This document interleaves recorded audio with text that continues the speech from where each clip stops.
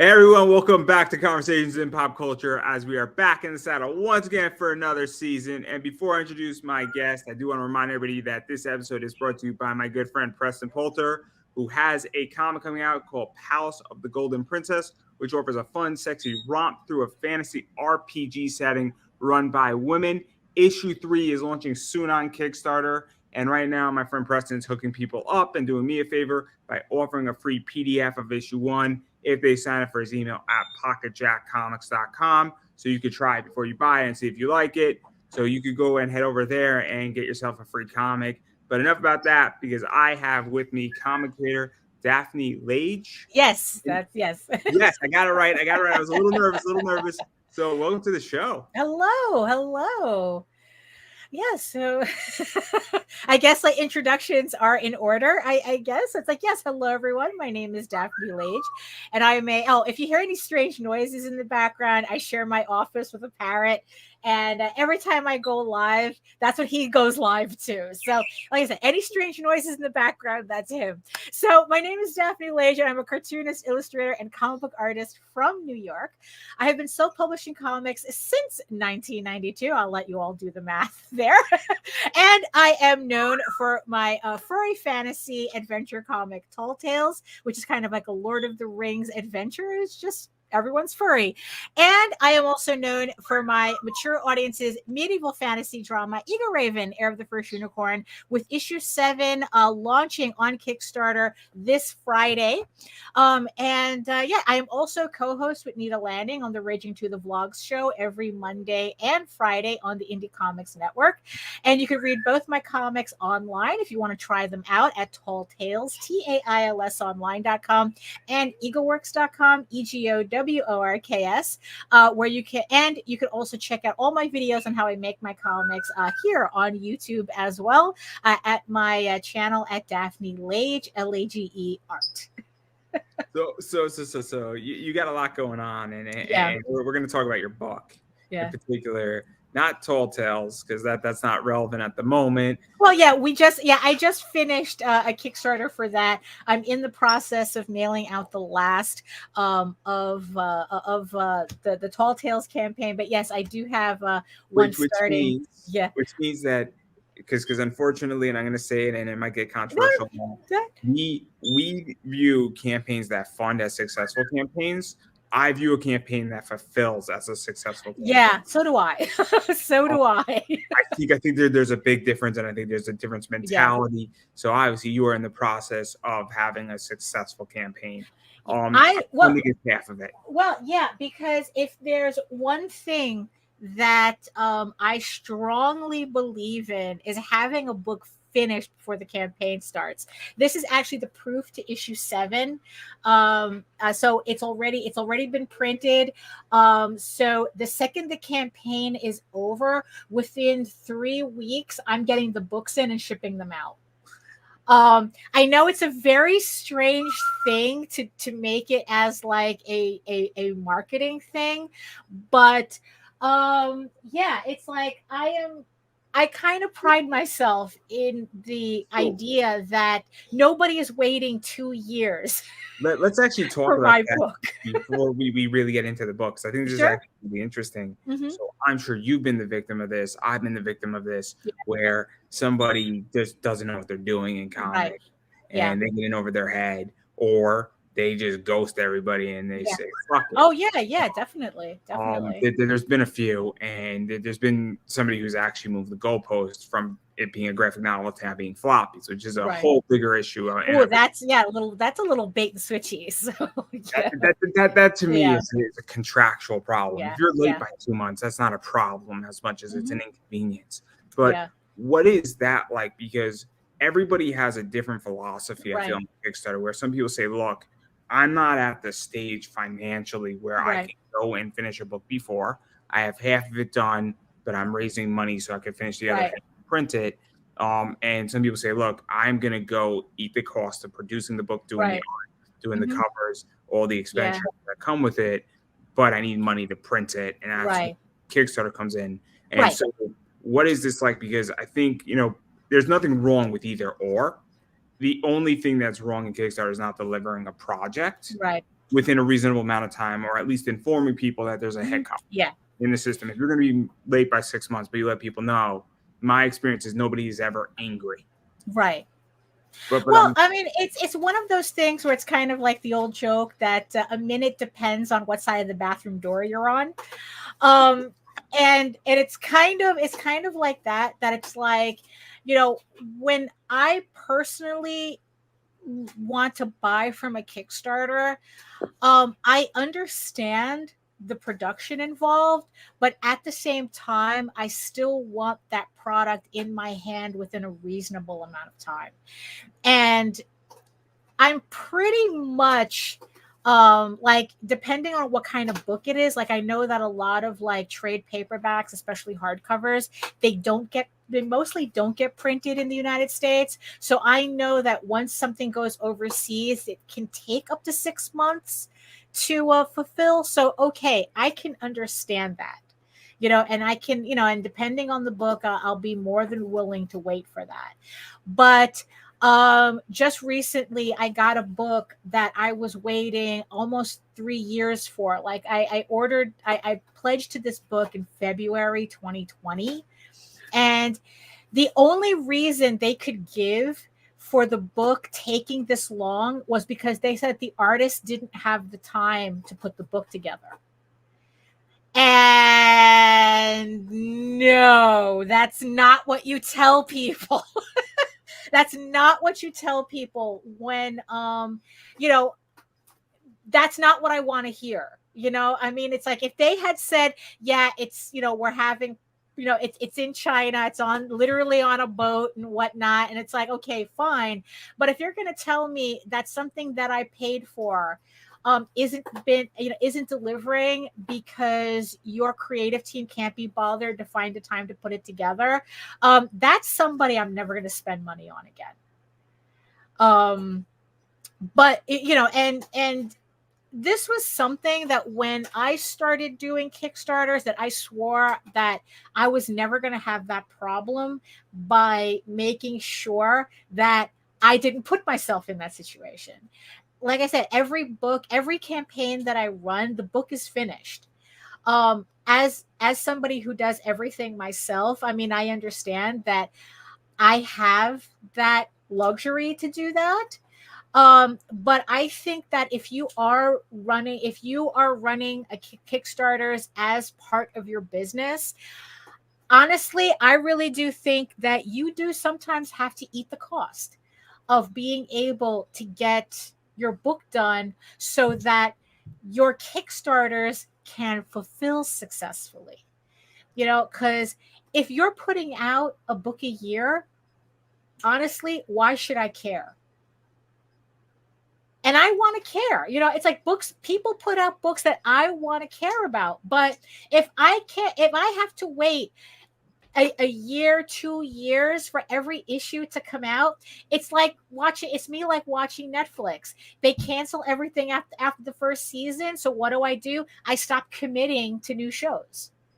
So I don't want to put my potential readers and even my current fans in that situation where they have to wonder whether it's even worth the time and the money to put into my project because they don't know when the next issue is coming out. To even go further into this, because I don't mind waiting 4 months, but after a while, as a customer, the way I feel is that 4, 5, 6 months, I'm now getting antsy. Yeah, exactly. And especially, you know, as somebody who buys and sells on eBay as well, and I'm buying a retail package, you got to realize that you're costing me money every day that I am waiting. If I back your thing on day one, retail package, I am not counting those 30 days, but those 30 days cost me money. Right. I mean, so from a retail perspective, if you're 6 months out, that's 6 months that I'm not selling your product to get money. And then from a reader's side, I mean, I've lost interest in a bunch of projects. Yeah, exactly. Exactly. What's this? And other people's projects I'm still interested in. So like Tom Hutchinson, I'm very interested in what he puts out, but he's also built the name. Pat Chan has built the name.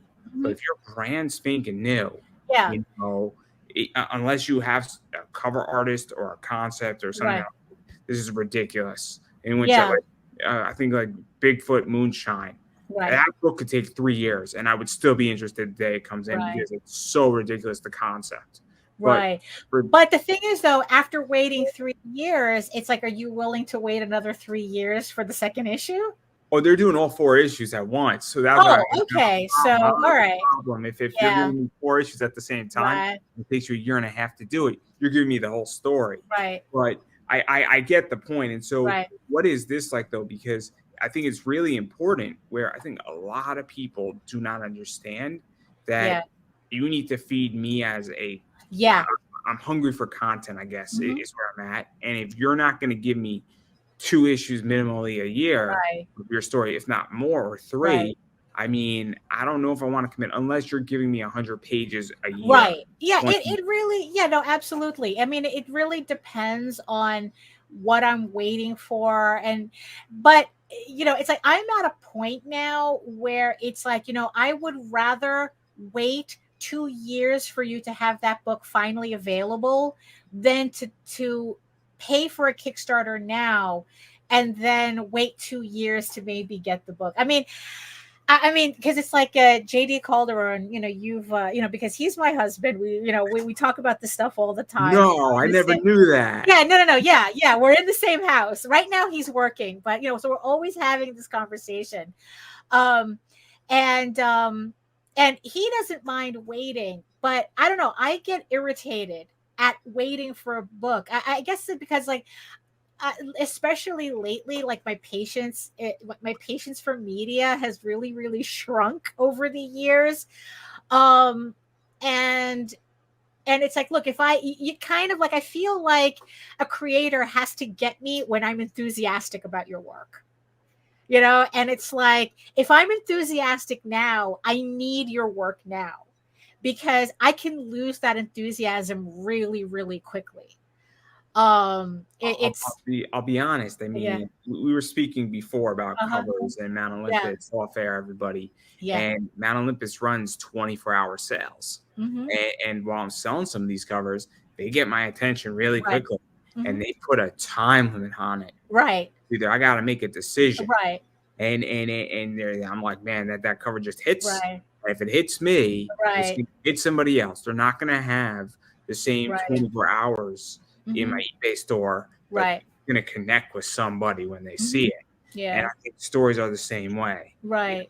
Talking about Bigfoot Moonshine, when I saw the name and I saw the concept, I'm like, this is going to connect with me. Right. And then I was excited, and then I'm still excited to read Uh-huh. it.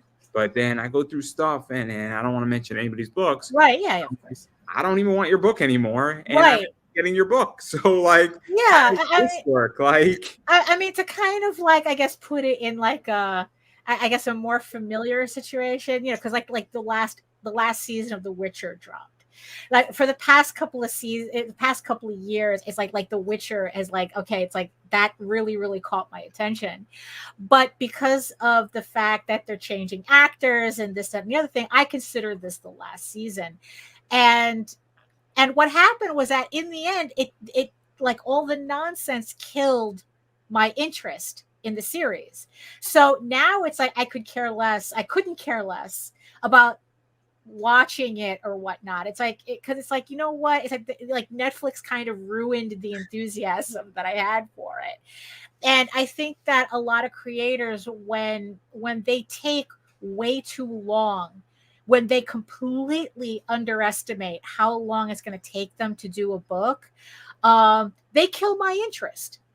And like I said, it's like, if it's like, okay, it's like, am I going to have to wait another 2-3 years for another issue? It's like, yeah. And it's like, let's even go further into this too, because I find that on Kickstarter, certain projects are expensive. Right. At $20 a pop. Yeah. I mean, it's if you're taking a while, $20 a pop, I lose interest. Your book was okay. Right. Yeah.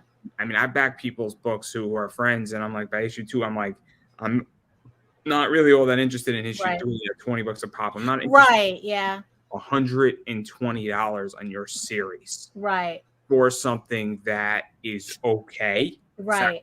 And it's not that you're a bad writer per se to Right. my friends, is this thing doesn't work. Right. And That's an interesting thing that you bring up, because Kickstarter, it's strange in the fact that people do pay premium for individual issues, as opposed to going to your local comic book shop. I mean, it's like, that in the end, I think it's something that people are used to paying that much money.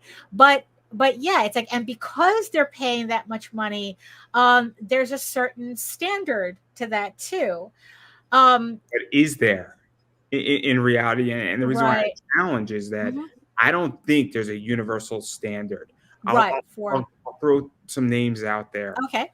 So Pat Chan, Scott Right. Snyder, Jeff Lemire, those are coming from mainstream comics. They Mhm. have a long bucket list of Right. things out there, and they have a certain position. Right. Now, somebody who I like, who I think is a good writer, Travis Gibb, Mhm. he is not coming from mainstream. Right. So his standard and his, I guess, rep for, and I don't think Travis is going to mind me saying it, is Right. not the same as what Pat is coming into or Right. Scott's coming into. And so Travis obviously puts out good work, and I think he cares about his reputation, but his standard is not the same as Pat Shan's standard, Right. because Pat's working for Zenoscope and then doing Destiny New York. And Right. Pat doesn't want to look like, oh, I'm doing a shitty job on Destiny New York, but I write Right. really well. And Well, not saying that Travis right. does anything Right. bad, but like that's where I question the Right. standard, and I'm very Well, curious. I'm when I say standard, I mean that I'm looking at it from the consumer's point of view, or because it's like, okay, what am I getting for this $20? And because on our side, the reason why we charge so much money is because we're not printing thousands and thousands of copies. That allows us to lower the price point on these books. We're doing POD, which is a lot very convenient for us, but at the same time, the trade-off is that it's the margins are a lot lower, so it's like we have to charge more for what you can probably get for a couple of dollars less at a comic book shop. However, it's like, what I'm saying is that, for that $20, there's a certain, I would think, like a certain expectation as to what you're getting, of course, in the context of who's selling that book, how thick the book is, how many pages is it, what's the reputation of the creators. Because what I didn't like about the book that took 3 years to deliver is that, it technically wasn't an expensive book because it was $25 and it was like this hardcover. But if I had to do it again, I wouldn't have bought the book. Because in the end, it's like, you know what? There were other people I could have spent that money on. Um, you know, considering that these books are expensive to begin with. So, um, and I think that, and I think that also that's why a lot of people also are kind of like waiting for trades now. At least in my experience, I know that a lot of my fans are now, like, instead of buying individual issues for $20, they'd rather wait until I put out a trade paperback, which uh, which monetarily is a better value than an individual comic. But even if I spend $20 on a comic, part of that value is not waiting 3 years for it. So let's actually even talk about that, Right. because one of the things that I'm finding fascinating about, obviously, there's trade Right. paperbacks and there's Hmm. graphic novels. Yeah. I view them differently. Yeah. So Cthulhu Invades Neverland, which I Right. think Which is an anthology. an anthology, that's Mhm. an original work, Right. versus a trade paperback that is not an original work, or Right. you could have an original trade paperback technically. And so what is that like? Because there's always the issue when you put out a trade Right. of, this is some older stuff Right. collected, but if people are waiting for it, saying, look, I'm not really into the floppies, or Right. I want more of the content. I want to actually like bite into the burger, for lack of a better word. Right. I want to just have a little schnibble, Right. bacon on the burger, and then wait for another little schnibble to come. Right. Because there are new readers that are specific Right. on that, but there's also the issue where if I've already read the 4 issues or the 5 issues, do I want this new piece of content or this old content versus something new? And because I've seen trades do really well, and I've seen do disasterlessly. Oh yeah, no, absolutely. I've seen and experienced both ends of that. I mean, trade paperbacks, I like doing trade paperbacks because, like, me personally, I'm not an individual issue collector. I much prefer trade paperbacks. It's more of a space issue than anything. It's a lot easier for me to put a trade paperback on a shelf than it is to put, individual issues, in a way where I can conveniently get to them. So I like offering both. However, if I had to do it all over again, what I would have done, so with Egoraven is a 15-issue limited series.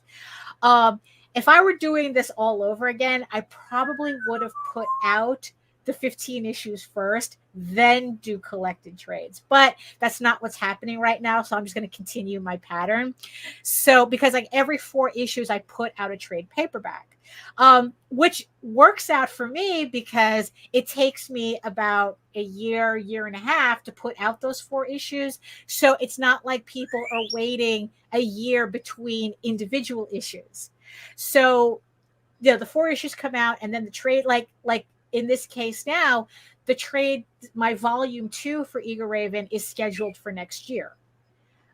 Because I have 8 issues already. I already have the volume 1, which I showed here, and so people know that there's a second trade coming up. So what happens though is that does affect the sales of the floppies, of the individual issues, because there's some people who they like collecting the floppies, but there's another part of the audience that just wants the trades because it's more convenient and, again, a better value.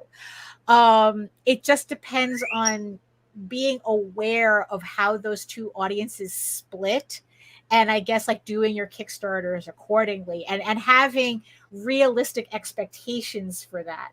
The irony of it is that for me, so far, trade paperbacks have done better for me than my floppies. But if you talk to JD Calderon, he has the opposite issue. His individual issues actually do better than his trade paperbacks.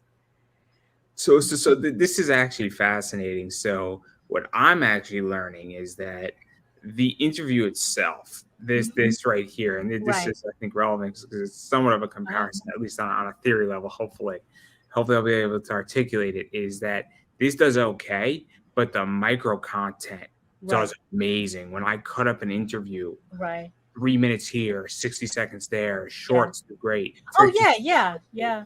And so it's fascinating because for me, all of it is getting out pieces of the interview, and it all drives traffic back to the interview.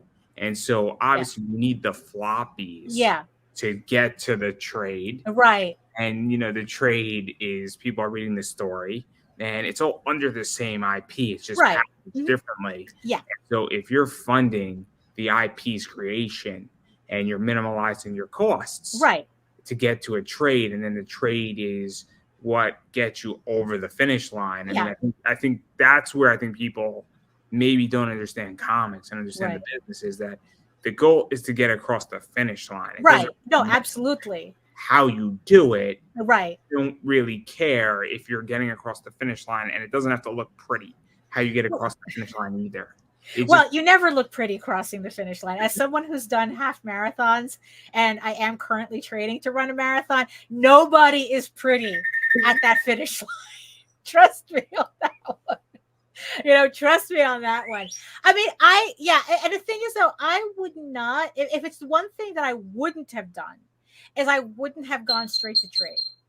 I think that you really do need those micro doses. I guess if that's what you want to, how you want to look at the floppies, you really do need those individual issues to help build the interest for the trade, as opposed to just coming out with the trade all at once. Um, so that's something that I wouldn't do. And also the benefit of having a trade is that a trade is evergreen. So it's like even on like subsequent campaigns, the trades always sell. So it's like, because everybody knows that if they're just catching up, it's like, okay, the trade is here, so I can always like that's something that has more longevity than actually the actual individual issues. Did you also feel that a trade at a con table is also sort of saying, hey, look, there's 4 issues here, and then we have Right. the second trade? Right. Because I'll be very honest, somebody has a comic, I'm like, oh yeah, it's my Right. first issue. Yeah. I mean, I'm willing to try it if it's $5. Right. Yeah. But are you really gonna be around here for Right. life? But if you say, hey, Oh, I mean, I could tell you stories about that, because like I said, I've been doing this since '92, and we've been doing conventions all that time too. And it's like, yeah, and it's like we have seen many. The road is littered with bodies. We have seen the people who it's like they have their issue 1 on the table, and even then, people are asking, well, how do I know you're going to get to an issue 2? How do I know you're going to make it past your issue 0? Back when issue 0s were all the rage.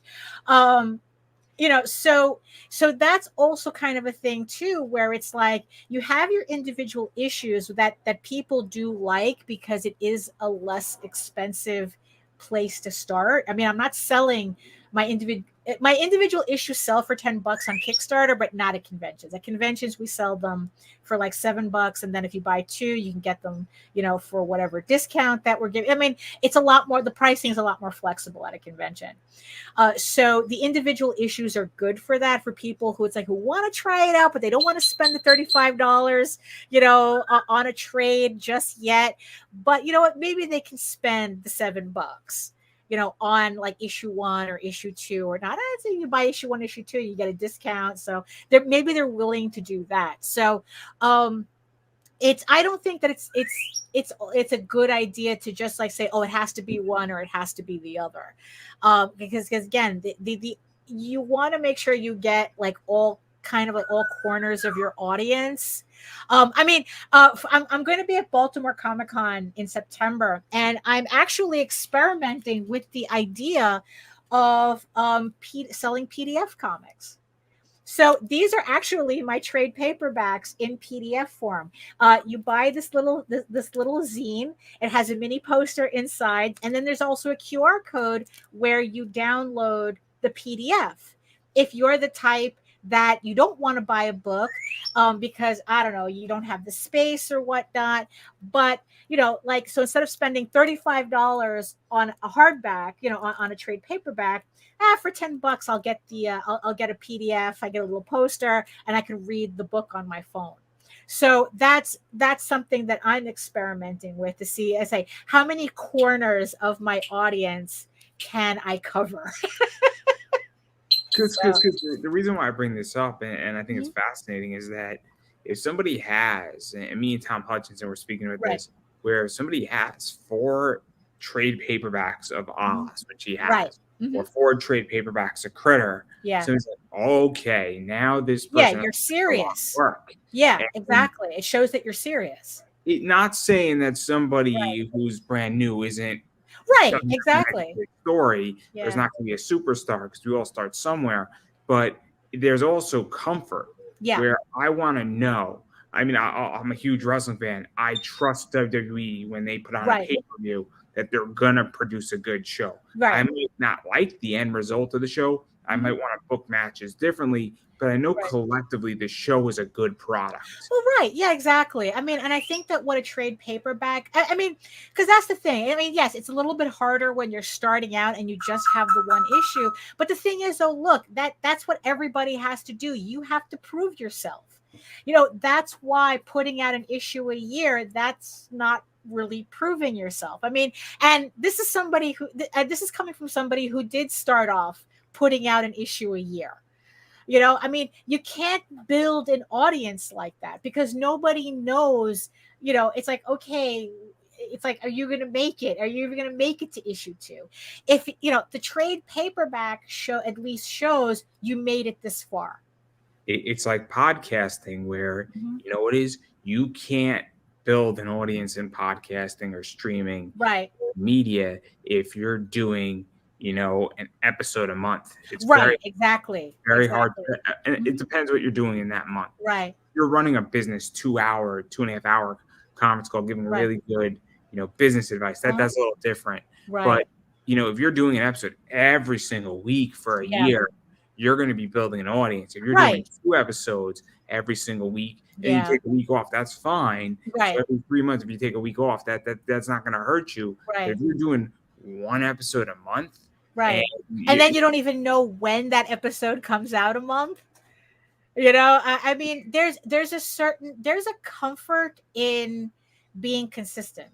I don't know if you've spoken to Tyler Carpenter, but he recommended he recommended a book called The 1 Hour Content Plan, and I have been studying this book, and it's pretty much, and it pretty much says that it's like on how to build your audience. Me and Tyler have spoken about funnels. I'm a big Russell Brunson fan who does ClickFunnels, and I've recommended the 3 books out of Russell Brunson, where it's the .com secrets, it's traffic web secrets, it's funnel builders, because Kickstarter is, and I'm a big fan of Gary Vee.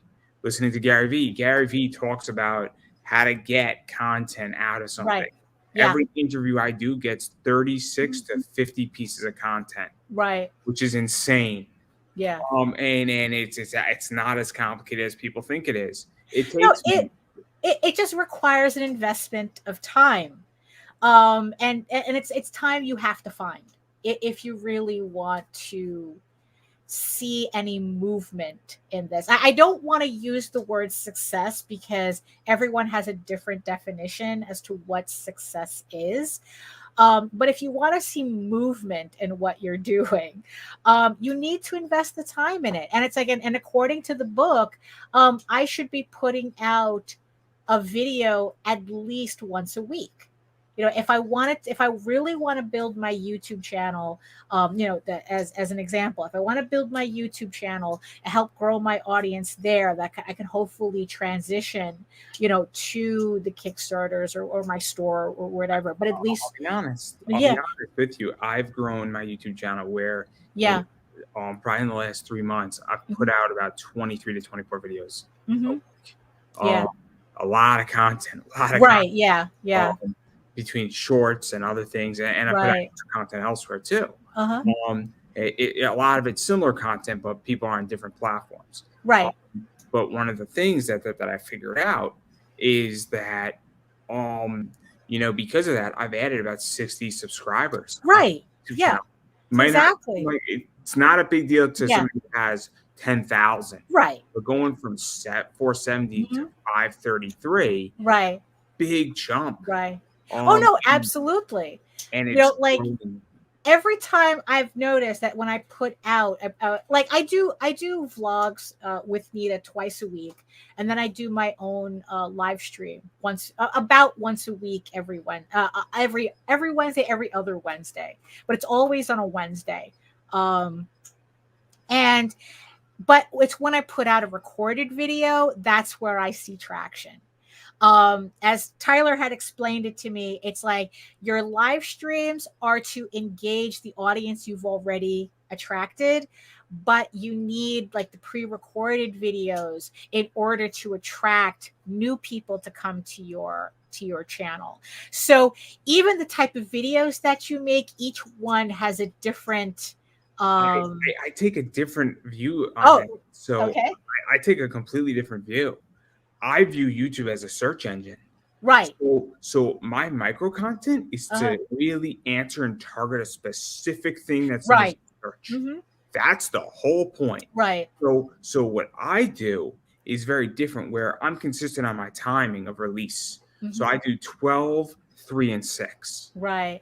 So I just pick those times because I like those times. To me, 12 on the East Coast is lunchtime. It's 9 in the morning. Right. On the West Coast. If you're in London, I'm sorry. No, I We'll love put you on the London. replay in London. But anybody can watch my content at any time they want to watch it. It just drops at that kind of Yeah. time. Right. Then 3 o'clock is 12 o'clock West. Uh-huh. It's 3 o'clock Eastern. Right. Because those are the two markets, and obviously Central Time is an hour Right. before or after that. And then 6 o'clock is dinner time, and people are obviously driving Right. home. It's right for them when they get home from their work, or Yeah. it's midday West Coast. Right. My theory is that I release older interviews because I cut up content and I link that content back to that interview, and it's just a reminder Right. that that's there. The micro content is to be searchable, because obviously people use YouTube saying, cool, what was, I'll use a voice actress, Right. Nurse Joy Megan Holland's head. So they type that in, how did she get Nurse Joy? Or how did the person get original Nurse Joy? Or they type in Nurse Joy voice acting and it comes up. And so I target specific searchable content. And so I take a very different approach. Right. Well, but I think that's but the thing is, that's obviously it depends on the type of content. Obviously, your content that you make requires you to be more SEO optimized, right? Where the content that I'm trying to make is more, I guess, like lifestyle / entertainment, which is what I'm trying to do. So that requires like a different type of strategy to in terms of what I do with my videos. Also, like I said, because I do everything myself, I make the comics myself, I also have to try to figure out how to schedule all of this in a way that the work doesn't cancel each other out. It's like it kind of defeats the purpose if I'm burning myself on one end to make the other end functional. That hold both candles, that the There's a candles at reason both why I do it ends. the way I do it, because I'm Yeah. doing everything myself too. So I completely understand where I Yeah. put all my content. I produce all my content. Right. Yeah. I don't want a producer. I don't want anybody in the Right. kitchen Yeah. with me. I'm not producing a comic. I work a Yeah. 9-to-5 job. I'm fortunate that I get to work 3 days from home, which Right. is so helpful Oh, because absolutely. Yeah. it gives me flexibility. I'm fortunate enough that all I need is a laptop, to make all of this work. But I completely get it. And then sometimes what I'll do is I'll take 2-week vacations. Right. I won't release content, so I'll release like 6 months of content, and then I'll take 2 weeks and I'll build new content in those 2 weeks. Yeah. And I get ahead, because that's the only way to function. Yeah. And That's the part that I struggle with. Yeah. if I lose 3 or 4 subscribers because I took 2 weeks off, I'll gain them back in the next 6 months by another 60. So I have no problem giving a little bit up to reset, give a little bit up, reset, because the point is that I want to go up. I don't want to, no problem taking a dip, going up, take a dip, going up. Right. Yeah. Yeah. I think it's interesting because I haven't read the book that Tyler recommends, but I take a very different approach where I view media as on demand. And I've said this, and at the beginning of COVID, I said what's going to dictate the future of media is big libraries, customization, and on demand. Right. So I'm a big Law and Order guy. I don't watch Law and Order on Thursday nights. I watch it on Peacock the next day. Right. Because I want to watch it after I get home from work, opening up a beer. And I'll watch at your hours. Convenience. Yeah, of course. And so anytime I could customize anything I want to customize, and there's big libraries, and that's why I think Peacock's great. That's why I think Netflix is great. That's why I think Disney's great. I honestly am a huge fan of all three of those companies because they have huge libraries and they allow me to watch it whenever I want to watch it. Right. Well, you see, funny, going back to, like having books ready before you do a Kickstarter, that's kind of how I feel about the books that I purchase.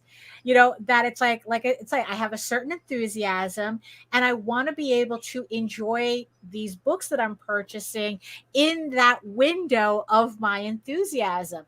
And I'm willing to keep that window open for a certain amount of time, to do that. But like I said, it's like I can enjoy, I can keep my enthusiasm going for 6 months if I know what's going on.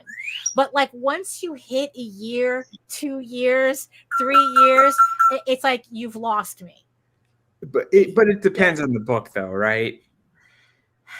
I keep getting asked that, and to tell you the truth, um, yeah, well, yeah. I mean, I think it Let me would put it a depend. different I way. mean, there are people that I know that I am currently waiting for them to put out their trade paperback. Like I'm Ooh. skipping certain of their campaigns because I'm waiting for the trade paperback. So technically, this is me waiting, for So their books. I'll give an example of what Right. I mean. Destiny New York, Pat Chan.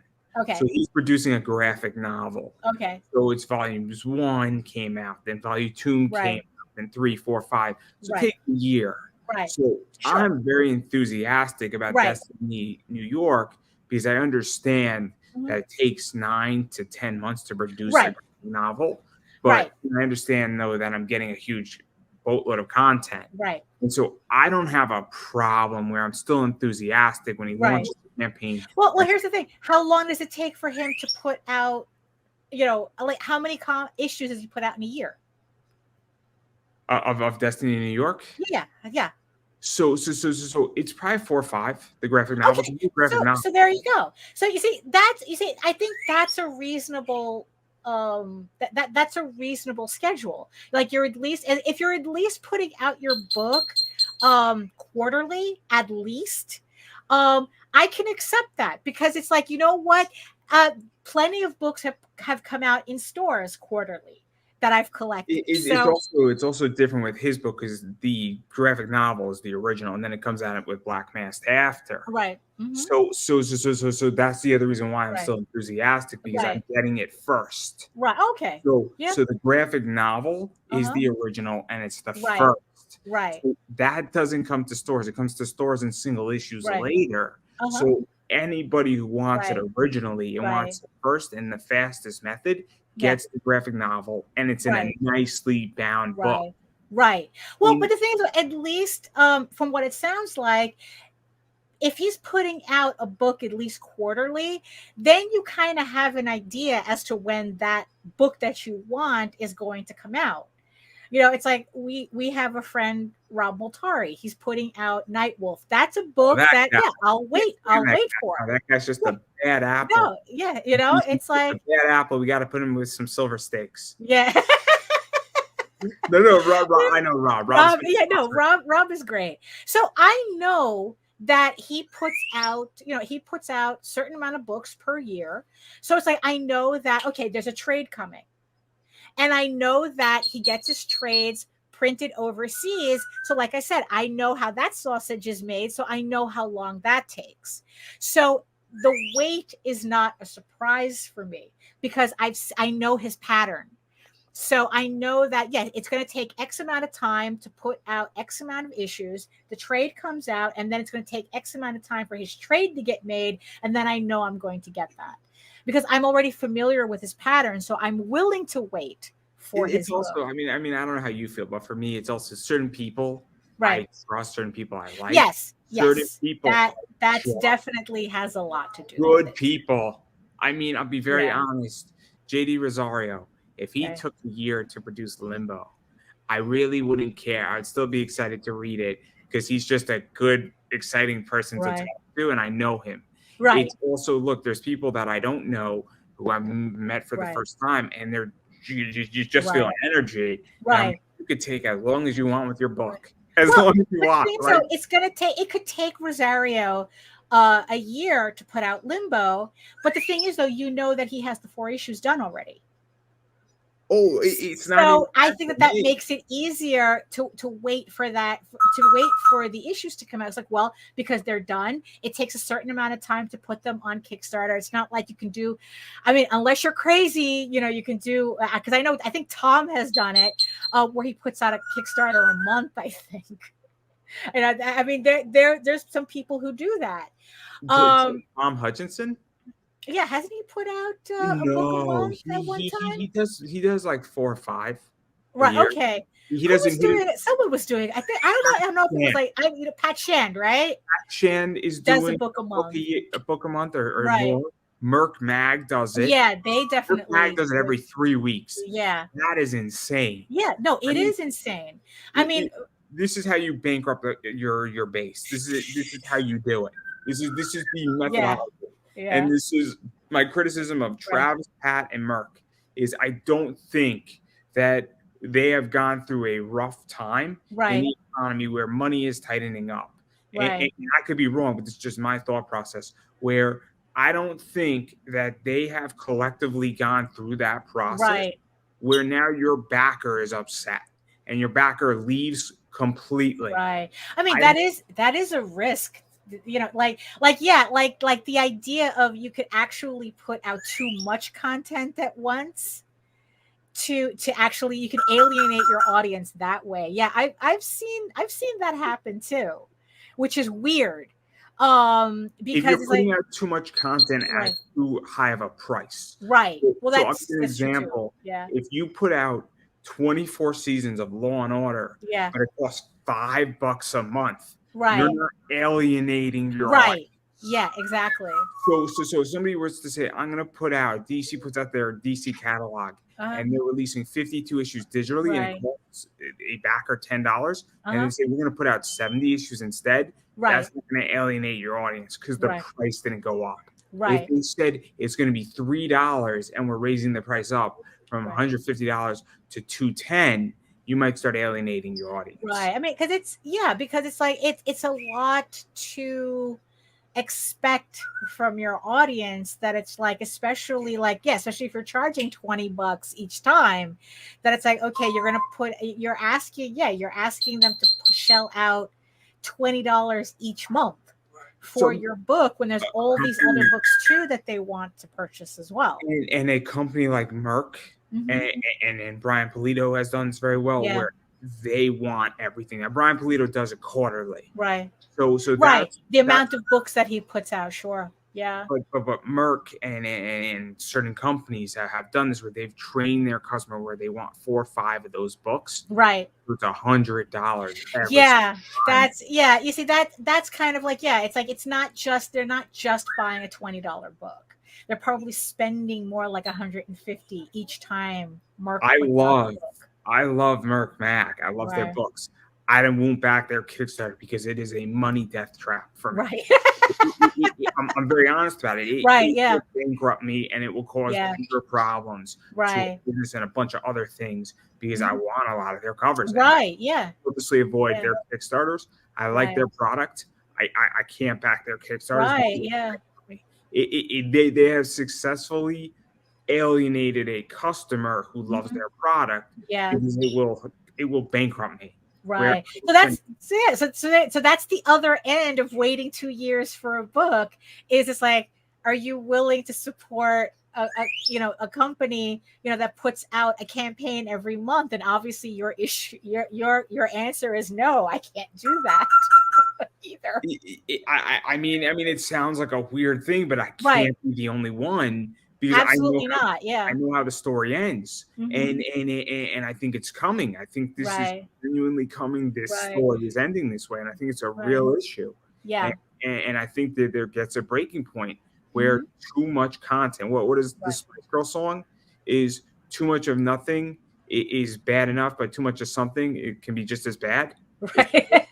Right, right. I mean, there has been some talk about how, let's Spice see. So, Girls or this? well, Kickstarter in general, where, let's see, they say, so Kickstarter at San Diego had released some of their numbers, and just for the first 6 months of 2023,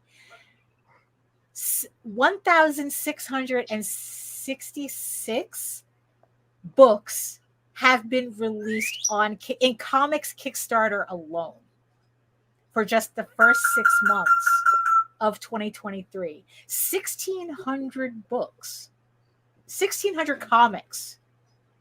I mean, that's a lot of comics to dig through.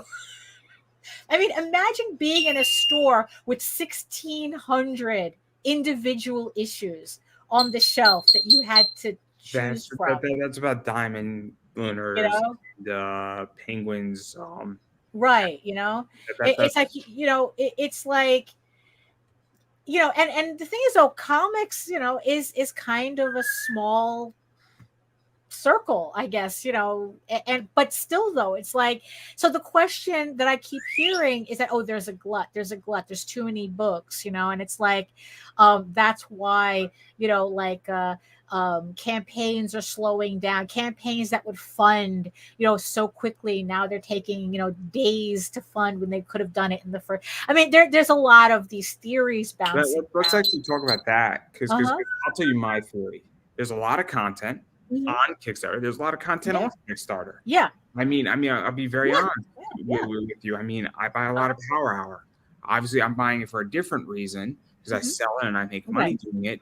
But guess what? If Comics Elite has Power Hour on their comic shop, and Joe Schmo or whatever has a book, I have to Right. make a choice. I have to Right. make a choice. Yeah. So I don't think Kickstarter is competing anymore, or crowdfunding is just competing with crowdfunding. You're competing with Right. store variants. You're competing with companies doing it themselves, or you're Right. competing, stores releasing their own stuff that they could release. Right. I mean, yeah, it's a lot. I mean, it's like it's signal to noise.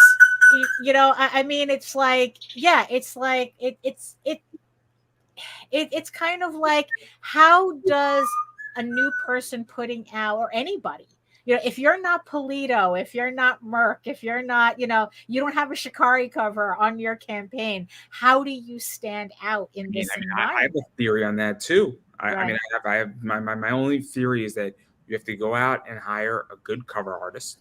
You have to spend the money, and you Right. have to do a lot of promotion, and Right. you have to do a lot of free promotion. You have to go on shows. You got to Right. post a lot of places. You got to do creative shorts. You got Right. to call up stores. You got to Yeah. do whatever you got to do. Oh Or no, and that's it, that's it. You'd be surprised at how many people still think to this day they can just dump a book on Kickstarter and then think that they don't have to do anything. I mean, you know my story about how I was running a campaign to fund this show a little while ago.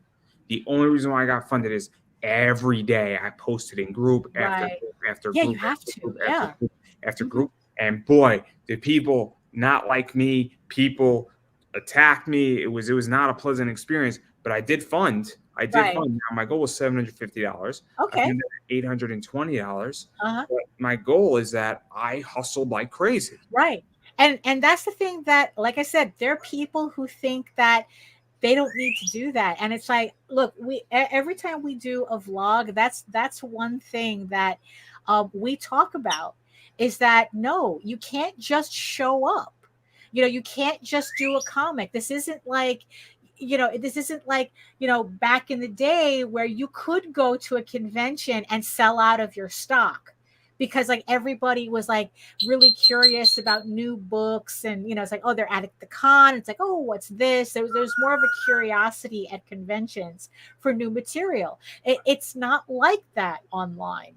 It's like, if people don't know who you are, if you don't have a mailing list, if no one's ever heard of you, you don't have a social media presence, you're in for a really, really rough time. It's interesting because I mean, in my eBay store, I have a very different position on that as well, where I don't have an email list. I Right. don't do any marketing for eBay beyond this, where it's just in the comments down below. Right. But I have covers like Right. this, where I'm going to show the cover. Oh yeah. Covers like Oh this. yeah. Right. Yeah. Yeah. So my merch sells Yeah. itself. Right. But that's also getting complicated too. Right. But that my whole thing is that my merch sells itself, and I specifically pick merch that sells but itself. the thing is, though, that's based on the idea that is a very strong market on Kickstarter. So you already have people looking for that stuff. I mean, it's like, look, if you have a Shikari cover on your campaign, right? No, definitely. It's like, if you have that Shikari cover on your campaign, I mean, that cover alone is going to account for 25% at least that cover of the campaign. Just so everybody knows, that cover is sold out. That cover is sold out within 5 minutes. Right. Yeah. On Comics Elite, on that cover, I sold one on day one for $90. I listed it, and I was appalled because I was expecting to be counted at 70, and I would have taken 70. Right. It was a $20 cover. Oh no! People throw money at Shikari. it was I would have taken there is nobody honest. It's like, because there was a time, there was a period where JD was doing some research on, like, who to get, like, for covers and whatnot. I mean, he's always looking for new artists, and Shikari ended up fascinating him because yeah, like any campaign that has Shikari on it, with very, very few exceptions. I mean, we're talking about like the Shikari cover is adding like at least it's at least there's a few 25% others. of the campaign is because of that Shikari cover. If you have J. Scott Campbell doing something, that adds value. If you have Sentinaki, that adds value. I mean, but the thing is, I don't see like J. Scott Campbell on Kickstarters as much as I do Shikari. That is true. I am talking about Kickstarter, the environment of Kickstarter. Right now, I think the top 10, I would say Keith Garvey is big on Kickstarter. I would say Greg Bo Watson. Right, yeah, Greg Bo, yeah. Versa Pope is big. Mike DeBaffo on a bunch of things. But honestly though, nobody brings them in like Shikari. But Shikari isn't much on Kickstarter because Shikari is really exclusive to Merc and Comics Elite. Yeah, but when you see a campaign with Shikari on it, the money, I mean, the money that his cover is bringing, because that's kind of like again the ecosystem of Kickstarter. So if you're talking about somebody who's just putting out like a fantasy comic like I am, I mean, there is absolutely no way my campaign can compete with that, because it's like I'm not catering to that part of the environment, It's the idea that I mean, we'll use Ryan Cummings' Ren and the Bastard Queen. Yeah, that book is a fantasy book. I mean, nothing against Ryan. Book is good, but it's not a great book. It's not off the chart book. Right. I mean, it's average. It's a solid book, but he has a lot of covers. Right. A lot of good artists. Because he knows the environment that he's selling in. So when you have Greg Bo Watson and you have other people and you have like Bill Mouse doing covers and Bill McCray, all of a sudden you're hitting that, and that's what drives traffic. Right. So if you're a brand new person, you should spend the money to go find those artists who maybe isn't a Shikari, right? Greg Bo Watson, it's going to drive traffic. Steph Wilson. Exactly. Yeah. Right. Exactly. I mean, it's. And that's the thing too. It's like you have to know the environment that you're in and that you're selling in. And once you know that environment, you have to kind of like do a little soul searching as to like, okay, this is what are your expectations on this platform, on Kickstarter? What are your expectations? And you have to adjust accordingly. You have to make, I guess, a business decision too, saying what type of company do I want to be? Right, exactly.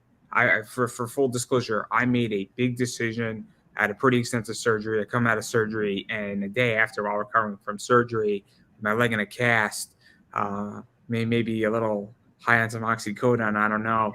Always. but I made a decision to revitalize my business. Right. I am in the bad girl art space. Right. I am in sexy covers. Right. Nude. Not a fan of nude covers. They don't really do it for me. Right. But definitely that bad girl exclusive Right. stuff. Right. And I've made a decision that that's the business I want to be in. Right. And the other side of my business is sports cards, which is the exact opposite, but they both work so well together. It's they shouldn't, but they do. But the idea is that I made a decision saying I would like to make money. Right. And I think that's something that if you're in comics, you have to say, cool, do I want to have a successful comic and my story is good, but do I want to get to an issue 2 funded, issue 3? Right.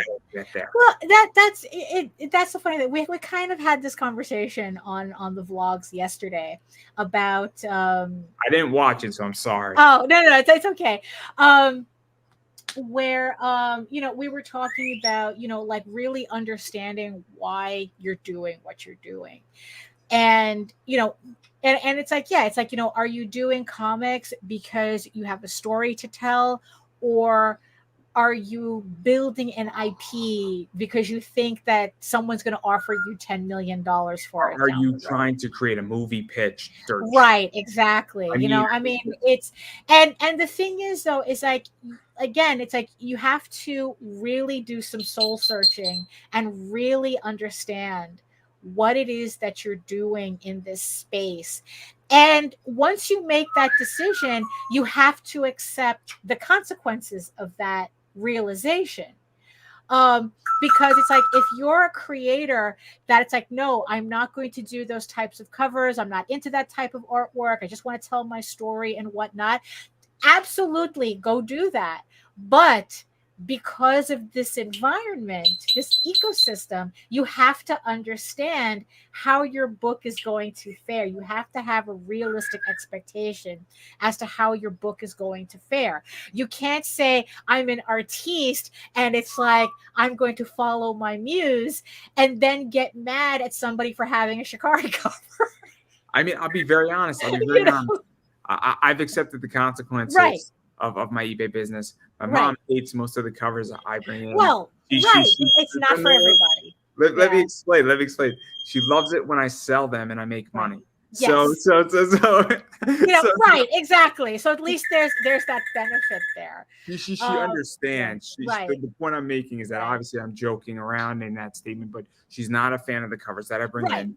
But Right. she also understands that they make money, Right. and so she doesn't have a problem when I'm buying something Right. that is in that vein that makes money, Right. and I Yeah. invest the money, and I'm more Right. profitable than not. Right. And so there you go. But I fully Yeah. accepted that Yeah. probably, when I meet my wife, she's probably not going to be a fan of either, but she'll like the money. So Right. there you go. But that's the purpose of why you're doing that. You've accepted that as, hey, this is like it, because you know what? Because in the end, you've decided that it's like, look, this is a product that I'm selling. I don't have to personally like the product, but the product makes me money. I mean, there's kind of a risque story similar to that I always bring up in this to kind of explain this. I'll try to keep it as clean as possible. You can make it as dirty as you want. So I've had there was an on this interview. show. Oh, okay. I've had the first like VTuber camera Right.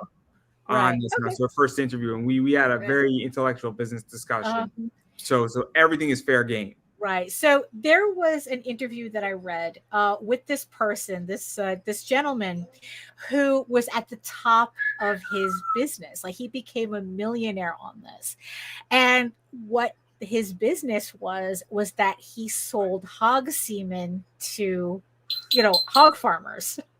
So that's what he became a millionaire on.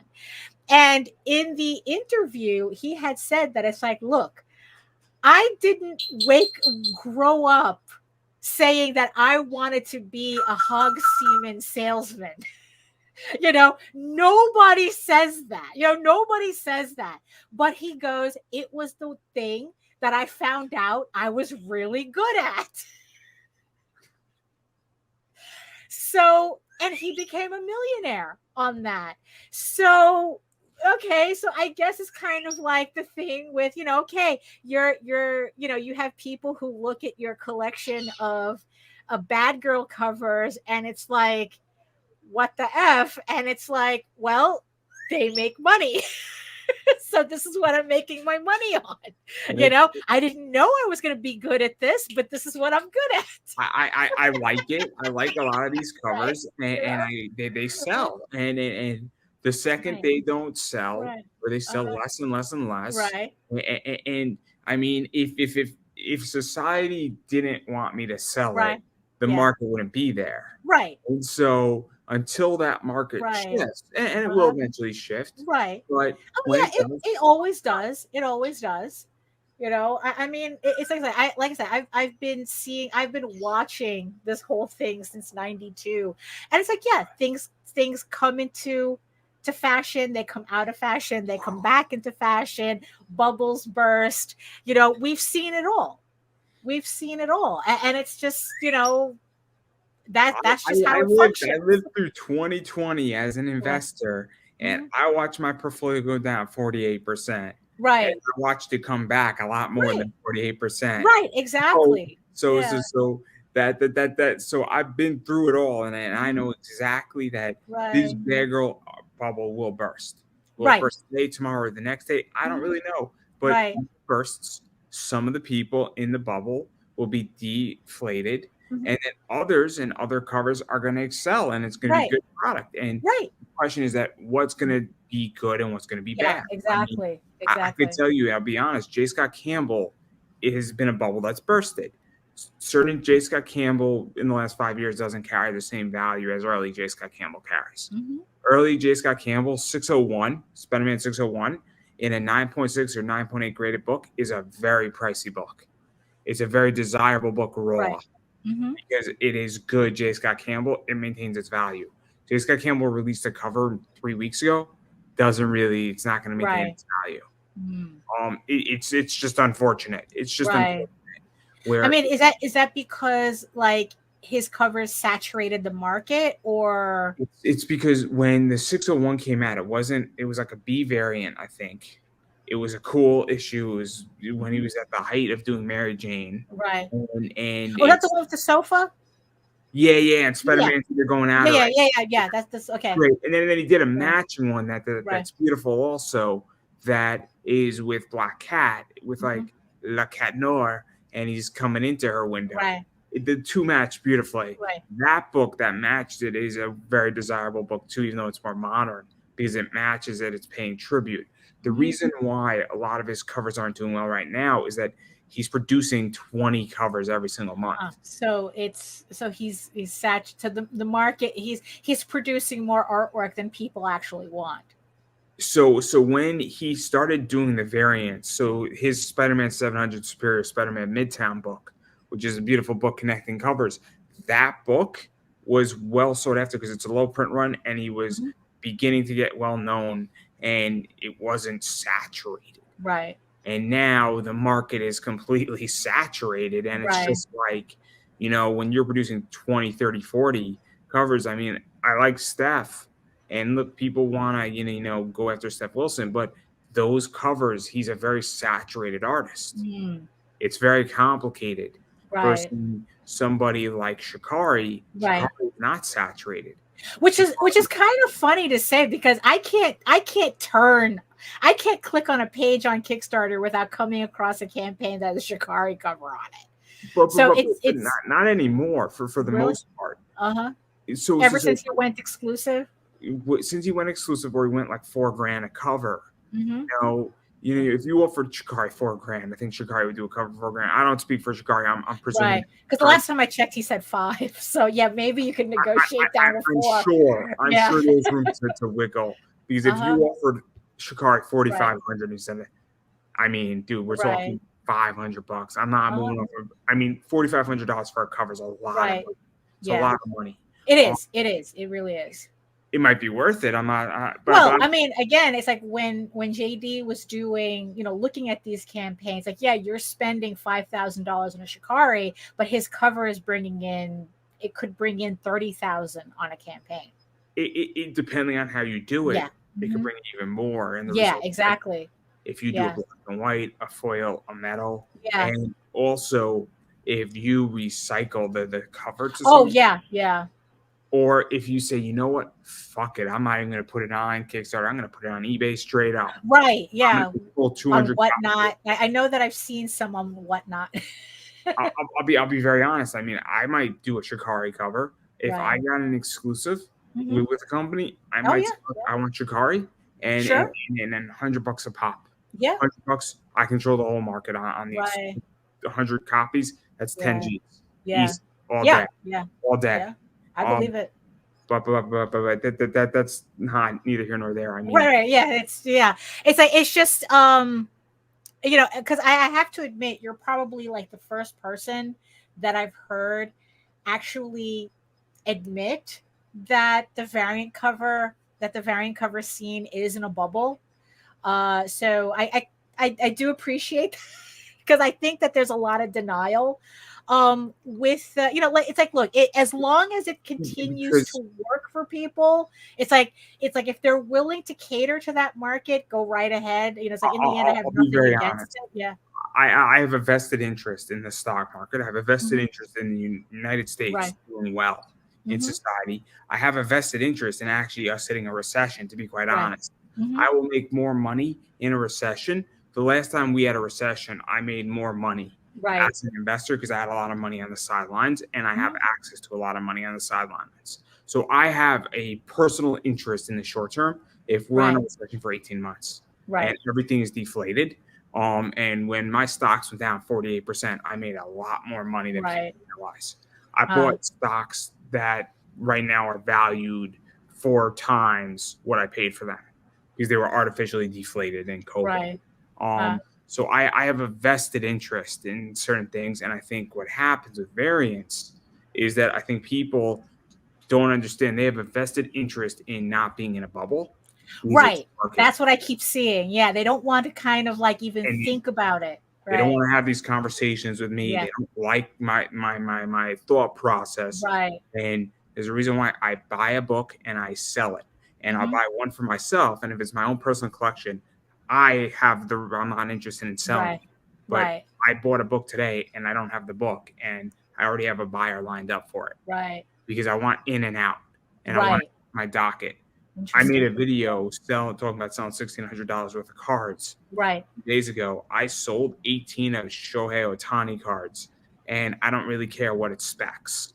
I probably gave up on the speculation side of that at least $400 to $600. Right. Easy, conservatively. Right. But I sold 18 of them without ever touching the cards, Right. and they were shipped out. And Right. I have two for myself, and I made $210 on the whole deal in profit, Mhm. pure profit, Right. and I paid for both cards, and it was great. But if they sell each of themselves for 100, Right. I don't really care because I'm in and out of that trade. Right. So when it comes to like the covers, you kind of see like I said, it's like I said, you're the first person to I have two say paths. I have right, two paths. Personal, it's personal. right, My right, collection. right. So that you keep a cover because you like it. But as a whole, you kind of feel like these If covers have to be in and out as quickly as if possible. it's a business, it's in Right. and out. It's in and out Mhm. unless I think it's going to be worth more. So if it's a variant and a key issue, Right. so I'm trying to think of a superhero that Right. has a A um variant that's a key issue. yeah, I'm trying to think of something. Now here's the thing. Do you now with independent, like with the Kickstarter scene and independent comics, because I understand this whole key issue thing when it comes to like mainstream comics, like the things from Marvel, DC, Image, and like the whole thing with the first issue, like the first appearance of Deadpool, useless knowledge. It's like DC I always Presents found it number funny. 26 is my favorite book. DC Presents Because number 26. because what I find funny is the fact that like if you go to a convention, you see Rob Liefeld at a convention, I know that he'll charge nominally for a signature or it's free until you Who? bring him that issue, Rob Liefeld. Oh yeah, For yeah, the yeah, first yeah, yeah, Deadpool, yeah. for the If first you, appearance of Deadpool, but if you bring that issue to him, I think that the signature starts at $50 because yeah. he knows you're going to flip it. But if So it's anything else, I think the signature is either free or a couple of dollars. So I understand like key issues in that aspect, but like for something like independent comics on Kickstarter, is there such a thing as key issues? there is. Like I, what? I could throw you one. Okay, It depends how you want to look at it. So I just had right. Steve Stern and Lamar Supreme on. Oh, I don't know if you know who either one of them are. right. No, Lamar Supreme is from your neighborhood, Long right. Island, Queens. Right. Um, There's a lot of podcasts. Like you know what it is? I might have so heard the name before. I just don't. Lamar Right. Supreme has done work for Wu-Tang. He's done work Okay. for All right. like a bunch of basketball players. Uh-huh. He's done work in graphic arts. He's done work for Tops. Really cool artists, been around forever. Steve Stern Uh-huh. did Zen, Intergalactic Ninja Zen. Um, Oh, right. I just saw the book on Kickstarter. I'm like, why not? Right. Why Okay. not? I should just ask. And then I was going to surprise Steve, and I'm like, I shot Lamar the day of, or I was Right. in Starbucks. It was the weekend, and I said, let me just shoot Lamar a message. What do I have to lose? He's probably not going to answer his message. Like, hey, man. Right. The worst he says is, yeah, he doesn't answer his message. He came on and he's like, yo, I'll shoot Lamar a message, see if he wants to come on. And then I said, I already beat you to it. It was a very funny conversation. But the point is that book that Lamar worked on is a key issue. Okay. On indie comics. On Zen, on Zen Intergalactic Ninja. Because it's his first published comic work, and it's an impossible issue to find. Right. You probably trade $600-700. Right. Easy. And look, if you can find it. Right. But there's people who have books, and it's tricky with indie because what's going to get optioned, what's not going to get optioned, and it's not what's going to get optioned, right? I don't care if it's optioned. Option just means somebody wants the ability to do it. Right. They'll write you a check of 5, 10, 20,000 to do something. I'll throw you an example. I believe Nocturna, No Country by Scott Snyder and Charles Soule's option. Will we ever see that? Right. Probably not. Right. So is it a key issue if you have the first copy of that book? Right. Because nothing's come of it. Yeah. They just want it because they want to block another studio from getting it. Right. And they'll pay 20, 30, 40,000 because there's tax benefits to blocking, and now they have the option for it. Right. So, I think Brian, years ago, Brian Michael Bendis did a whole series. He did a trade paperback called, I think it was Fame. I think it's called Fame and Fortune, where he actually talks about his whole thing with dealing with Hollywood and trying to get one of his books, optioned by Hollywood, and the thing was just a nightmare. But yeah, being optioned really isn't that big of a deal. It's not a big deal. Everybody makes it a big deal in comics, and I'm like, great, you got a paycheck of $5,000, right? Great. I legitly, I don't have a paycheck of $5,000 off of my work as residuals, and then they can renew the option maybe for 7 years next time. That's nice. Cause that's just money. That's just money. That's all that is. Yeah. If you said to me, I have a movie coming out, then we're talking. Right. So so it's kind of like a key issue depends on what's going on outside of that. So it's not necessarily an individual issue itself that's a key issue. But it depends on what's going on. I have an Ultimate Fallout outside of it. I have 2 Ultimate Fallout 4s. Right. First appearance of Miles Morales. Right. Right. So obviously there's a lot of stuff going on with him. Right. Right. Yeah. A bunch of people know him as their Spider-Man. Yeah. So that's cool. It actually has a large print run. I got mine for free on Free Comic Book Day at Midtown Comics. They were giving them away for free first print runs. Right. Because they didn't in the poly bag. Right. Crazy. It's like, at the height of that book, it was like a $1,200 book. Wow. So Into the Spider-Verse comes out, book shoots up like crazy. The second Into the Spider-Verse comes out, shoots up like crazy.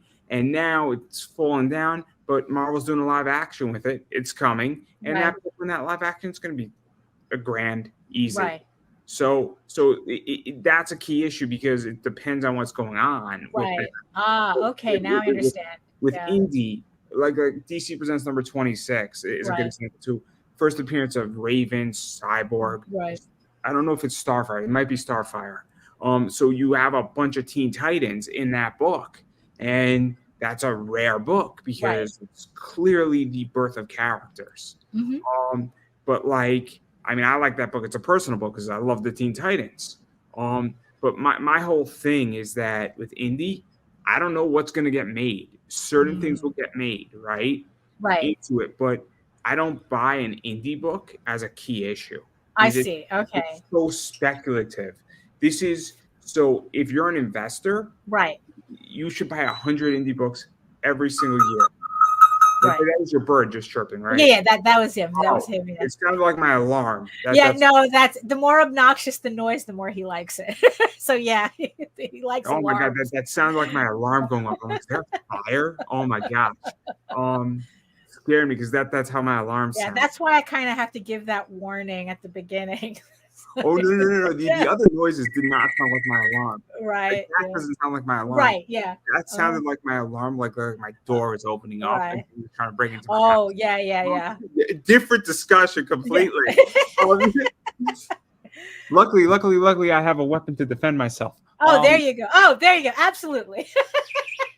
I figured the joke was appropriate, but like with indie, as I was Mhm. stating, it's just so speculative Right. that you should just back 100 projects a year if you want to play in that field of Wow. floppies and Okay. just guess, because statistically you will be right on maybe one or two. Wow. Okay. If you're lucky, if you back 1,000 projects over 10 years, if you have 10 projects in the next 40 years that get Right. somewhat optioned or the basis for something, Right. I would tend to think that would be impressive. Not Right. optioned, but made into something. Right. I mean, and again, going back to the stat that just 6 months into 2023 alone, almost 1,700 comics have come out. So it's like if you were playing that speculative game, if you could only choose 100 comics out of that 1,700, I mean, wow, that's Out of those, if you were to pick 100, you're literally speculating. at least 10 of them will be optioned Right. in the next 10 years. At least 10. I would say, me being generous. Right. Out of those 10, there's a good chance none of them will be made into anything. Wow. Okay. I mean, the biggest thing that's coming in Right. 30 days on Netflix is One Piece. Right. And how long did that take? Right. 25 years? Right, exactly. I think like I know it wasn't a comic, but Squid Game, the creator said it took him 18 years for him to get that finally made. So it's like, yeah, so it's not even like, so yeah, being optioned doesn't mean anything. And then it's like, we know that the Mouse Guard movie got completely canned, once the Fox, I think like once the Fox merger happened.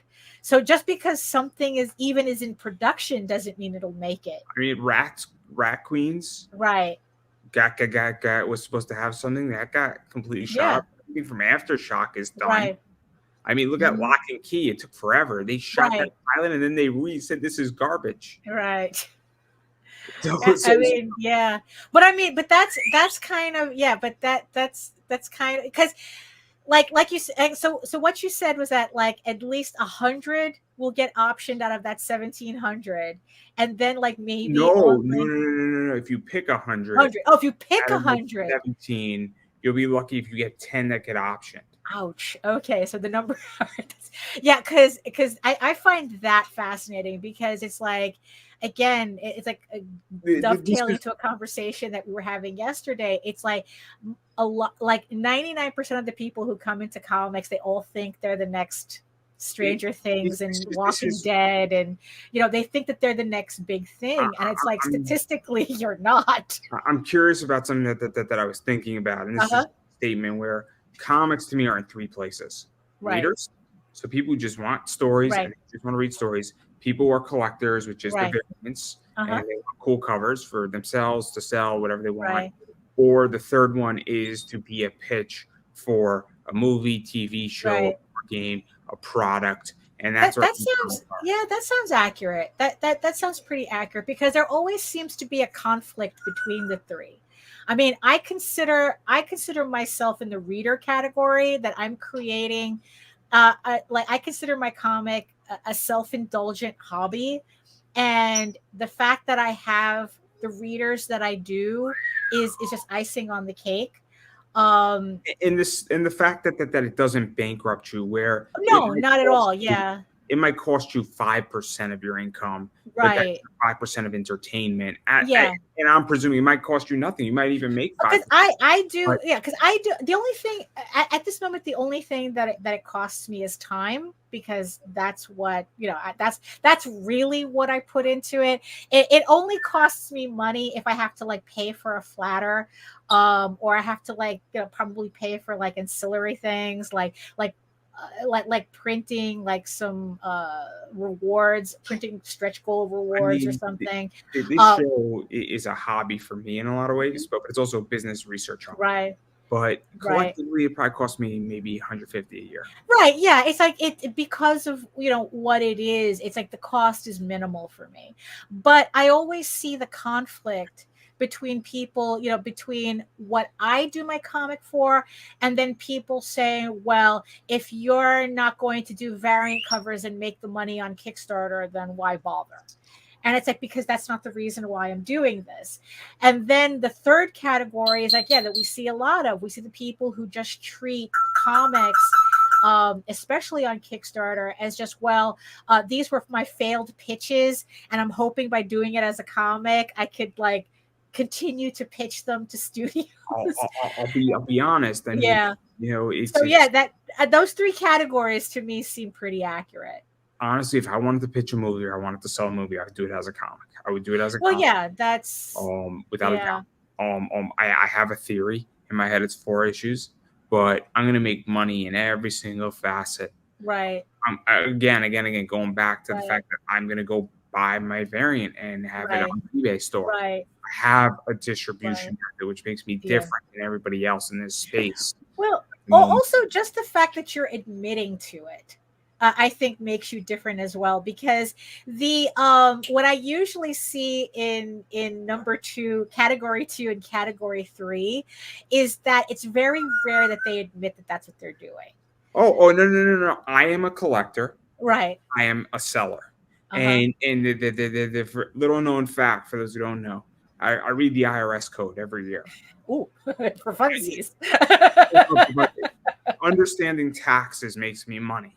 Hmm. So this is when I run an eBay business, and I've gone from doing 30,000 that I will probably end around 60,000 to 70,000 in top sales this year.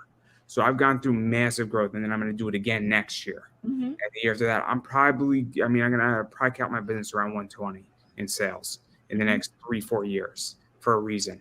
I'm entering into areas, I'm entering into wholesale. There's a lot of stuff going on. I read the IRS code, and one of the things in the IRS code that people don't realize is that there's something called continuance of a hobby.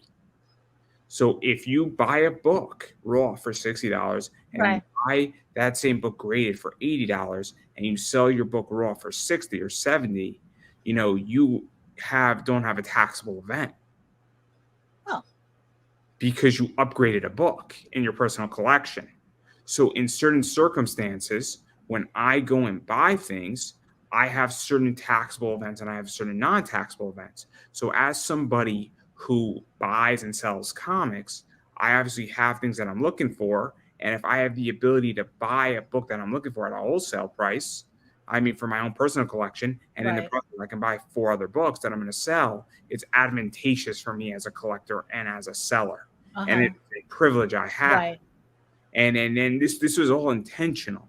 Uh-huh. So when Right. I say it's about money, but it's Mhm. also about building out my collection. I'm Right. a baseball card collector. I'm looking for certain cards. You're upgrading your collection. I'm upgrading and I'm also building out certain collections. I'm a Right. huge Aaron Judge fan. I'm a huge Pete Alonso fan. So Mhm. when I'm opening up rare packs that I spend money for, half the stuff in those packs I'm selling, and then the things that I want I'm keeping. And as a result, I have a privilege Right. where even if I treat it all as taxable, because I am able to buy and I'm selling, I have access to certain markets that other people don't have to build out their collections. And Huh. so I am 2 and 3 because Right. they both work together. But like I'll buy 2 of a book, Right. and then there's a whole thing where if I sell a book for $100 and both books cost me 50, I'm not taxed at Right. $50. Taxed at a lot lower of a rate. Right. Because you're upgrading your collection, your personal collection. You're not really selling a collectible. Half of that expense Right. is taxable. Oh, And that's that's funny. what people don't understand is that Mhm. that's why you might want to be both. Right. But my eBay business is about making money. Hmm. It's about making money, and it's also about allowing me to build out and Right. develop a collection. Uh-huh. And I have no problem admitting it. And I think a lot of people in comics don't understand that. Is this about creativity? Is it Right. about pitching a movie, or is it about Right. making money? Because Right. Yeah. I'm not a sexy, big-breasted cosplayer. In case anybody hasn't realized it, and it kills me. And I'll be very honest about it. It kills me that I don't get attention that way. But Right. but I've come to the conclusion where, look, I just want a lot of money. I Right. have 26% to 32% profit margin. Uh-huh. Most things I sell. I'd Right. rather have the money, and I'd rather invest the money, and I'd rather be able to buy whatever I want to buy. Right. And I have a day job, and my day job's good. I like my day job. I mean, mine is my commute, and I would rather have the money. And Huh. and that's where I'm at, and I have no Right. problem Uh-huh. admitting it. I got no problem admitting it. Right. Yeah. It's Yeah. an unpopular opinion because people say, "Oh, Andrew, It you is. sell out." Yeah, it's yeah, no, it really is, because it's like it's kind of um like the people who do the bad girl comics, um like they like simultaneously they don't want to admit that they do bad girl comics, like that like my peeve at conventions are like artists who do like really really sexy work but then argue with you when you say, oh, that's some really horny shit. And then they argue with you with that. It's like, bro, look at your artwork. And I see, and I think that like a lot of these people who are doing, these bad girl comics, some of them actually have a problem admitting to that. Like they want to claim their art. It's like, no. It's like these are not sexy books. I'm an artiste. And it's like, bro, have you seen your covers? I'll put it this way. So I'm not a big fan of nude covers. Right. Yeah. There's two reasons why. They don't really appetize me. I like sexy poses. Right. Firefighters. I like sexy Right. firefighter girls. My Right. favorite cover is Fire Sexy Samantha from Zenoscope. I made him do a commission for me of Right. her in Van Helsing. Uh-huh. And it was a little weird doing it Right. because you were handing somebody money. You don't know if they're going to do it. And there's no Right. contract. Uh-huh. But I was like, you know what? And my mom was a little nervous. And I said, hey, could you do Especially it? the amount of money some of these commissions go for. That's for And it was sure. like, I think $275. Right. Yeah, And that's yeah, sure. you don't have a problem. You're going to go. He's like, no, not at all. And Right. my mom was a little concerned. I was a little hesitant. And I said, you do your thing. And when I was like, oh, dude, this is awesome. And Right. I still have the book. I'm not interested in selling it. But I'm like, dude, this is awesome, man. Like, thank you. And like, you could tell he was very happy that I was. Right. Yeah. But like, it was a nice touch book. And Right. Yeah. GGC were like, oh, man, that's cool. And people from Zenoscope were thrilled. But like, Chazos didn't have a problem admitting it. Yeah. Yeah, exactly. I mean, it's just, I don't know. It's like people are weird. That's what it just boils down to. But this is about money for me. Right. Yeah. I mean, and that's the thing. It's like, you're very, very specific. You're very honest. You know why you do what you're doing, and you're very unapologetic for that. And like I said, it's like, I appreciate that, because it's like I've even interviewed people who it's like, you can kind of tell, but for some reason they don't want to admit to it. Like it kind of like takes away from some artistic integrity that they kind of never had to begin. This is what I think people conclusion is that I am not in the club by any stretch of the imagination. Uh-huh. But I might have been in a club with 50 Cent at one point, but that's not the point. Right. that joke was too easy. You were partying like it was your birthday. Yes, good Charlotte was playing that night. Anyway, but enough of the jokes about that. But one of the things that I am in this, and I believe in financial freedom. I have certain. I love Dave Ramsey to a degree. Absolutely. Yeah. But I disagree with him on certain things. Like he just made a video about FIRE, financially independent, retire early. I think he's dead wrong on that. Okay. I think he's somewhat a little bit wrong on Bitcoin and cryptocurrencies and a little bit of debt. I think people can incur a little bit of debt and live debt free and not have expenditures. I disagree with him on credit cards. But I do believe emergency funds. I believe financial. Right. Yeah. No. Absolutely. Yeah. Because he was like the basis of my my financial foundation as well. He needs some tweaking because his core is correct. He just needs to maybe put on a better side view mirror. Might be the way to put it. But I agree with like 85% of Dave Ramsey. Mm-hmm. Yeah. His position on cryptocurrencies, I don't think he's educated enough on that topic to really talk about it and certain things, and even managing debt and growing a business. Right. Yeah.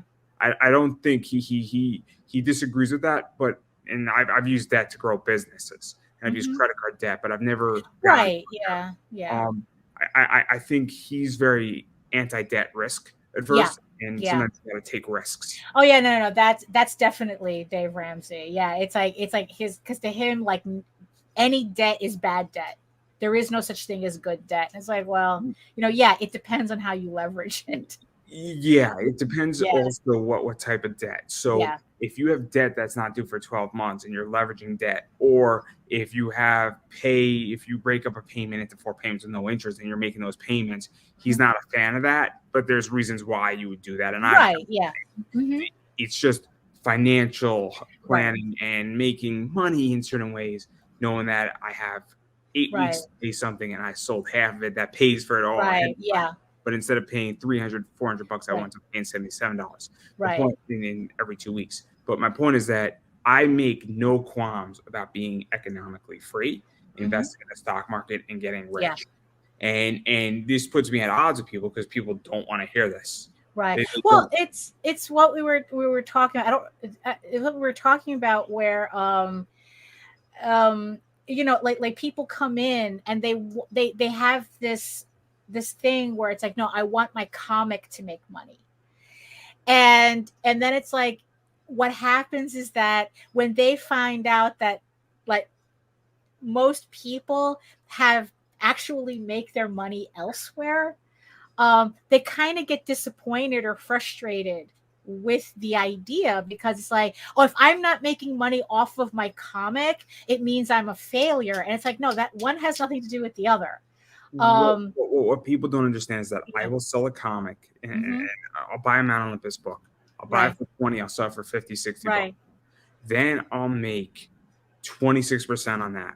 Right. Sure, I pay for the book, Uh-huh. pay for eBay's fees, pay my Right. shipping Mm-hmm. and taxes, and set aside 25% for taxes, Right. which is probably maybe a little more, a little less, but Right. it's a good benchmark to put away. Yeah. So I'm making 26% after every expenditure has occurred. I buy Right. a new book, repeat the process. I take that 26% of what I Right. made on the book, and then I buy a stock with it. That produces Mm-hmm. me a dividend quarterly, Right. yearly, or monthly. Or Right. I will buy a share of something, or I'll buy a bond, or I'll buy a music royalty or a Mm-hmm. share of that. And now all of a sudden, the comic that I sold is now hardened out Right. odds in that business. So yes, I made money in comics, Yeah. but I now have something that's paying me a distribution elsewhere. Right.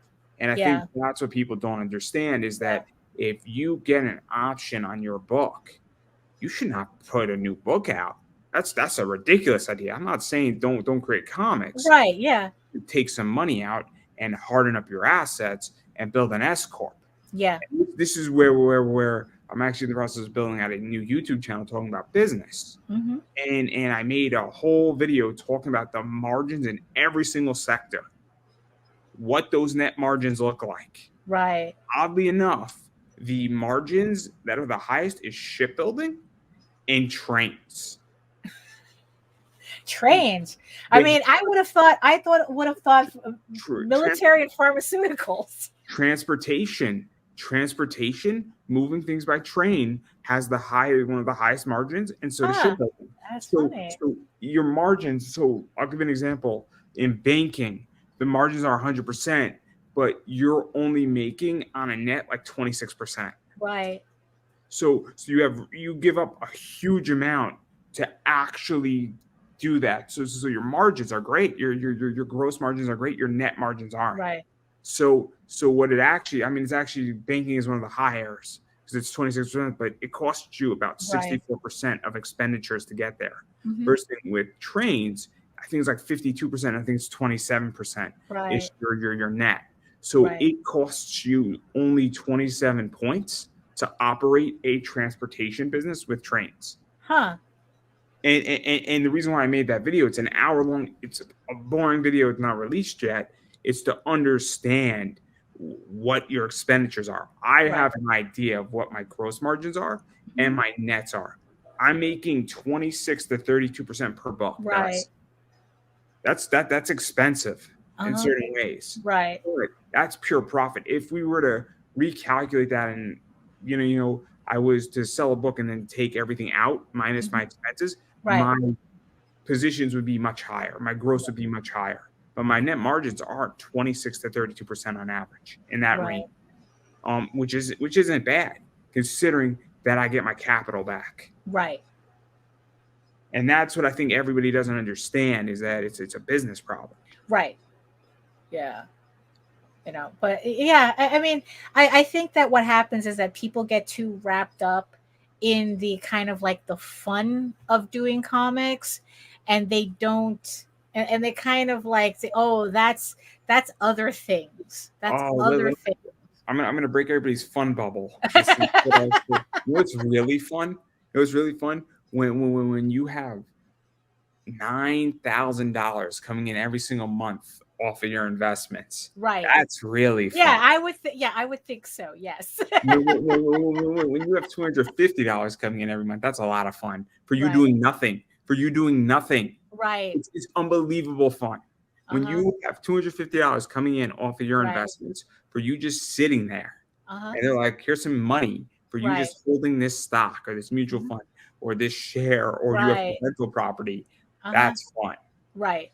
I know, because that's where I'm at. Right. and it doesn't whine, it doesn't bitch. It's not physical. It takes up no room, and it's all on your phone, and it's awesome. It's awesome. Yeah. That's fun. So when you talk to comic book people, right? So obviously, when you talk to comic book people about this, like, okay, you know what? It's like, okay, so you're just starting. Okay, so let's say a person is coming in, they're starting in on this, they want to make, they want to do a Kickstarter and whatnot.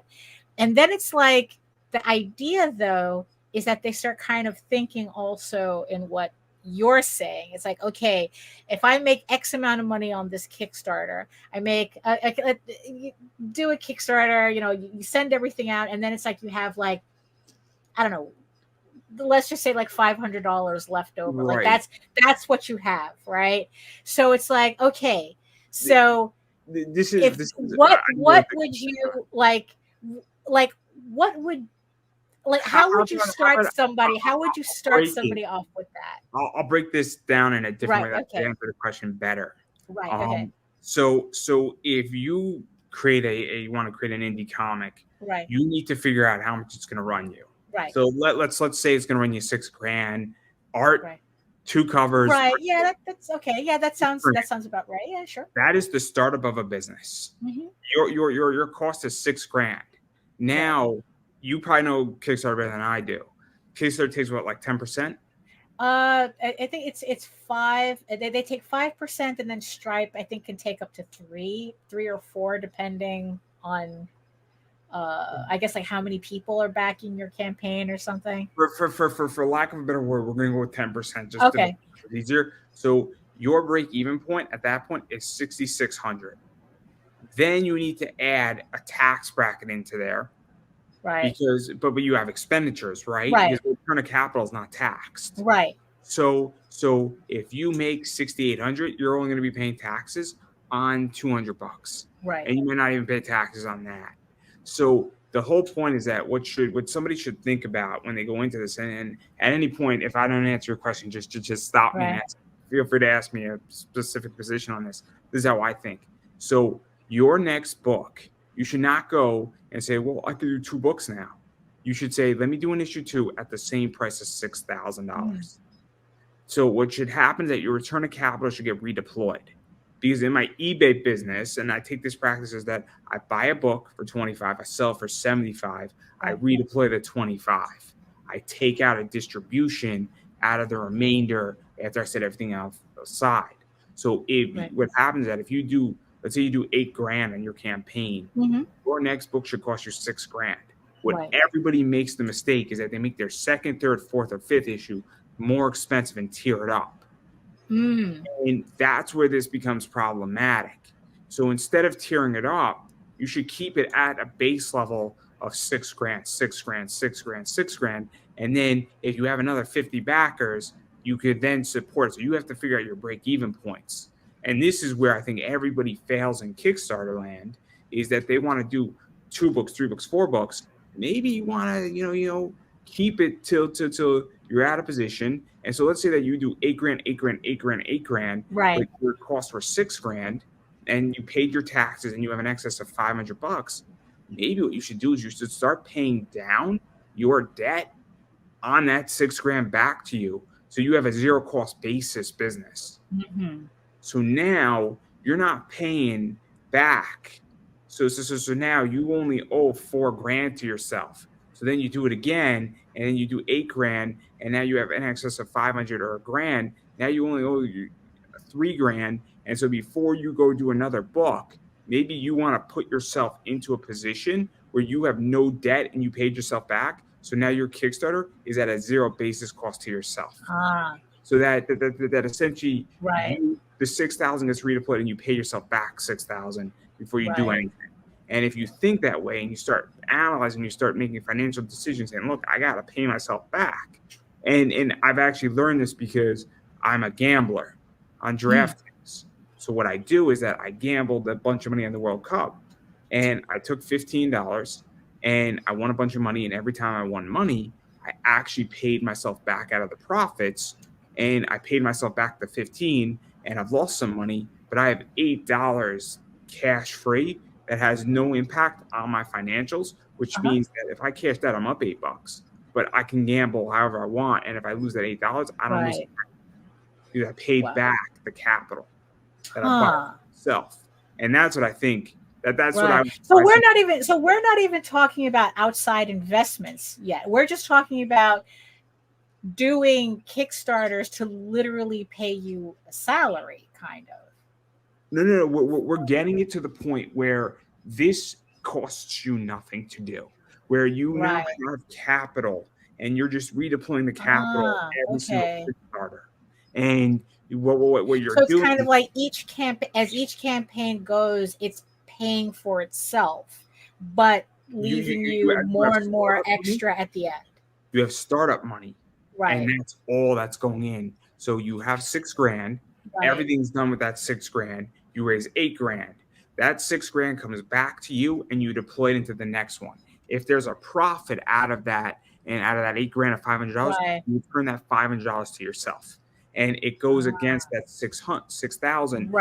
If you do enough campaigns, all of a sudden you paid yourself back $6,000 of the startup cost, but you still have the $6,000 deployed. So you have $6,000 over here, and then you have $6,000 over here, but you're not touching the second $6,000. What people do in Kickstarter, in my opinion, and this is just my thought, is they say, cool, I got another $6,000. Let me launch a second title. Not understanding that $6,000 startup is debt to yourself. I see. You're getting rid of the whole debt, so that if your campaign fails, 5 in, but you paid yourself back the $6,000, you're out no money. You're out no money, and now you have a debt-free business. Now that might not work for somebody because somebody could utilize debt. I use debt very efficiently in my business. I have a lot of debt, and it's a revolving door debt.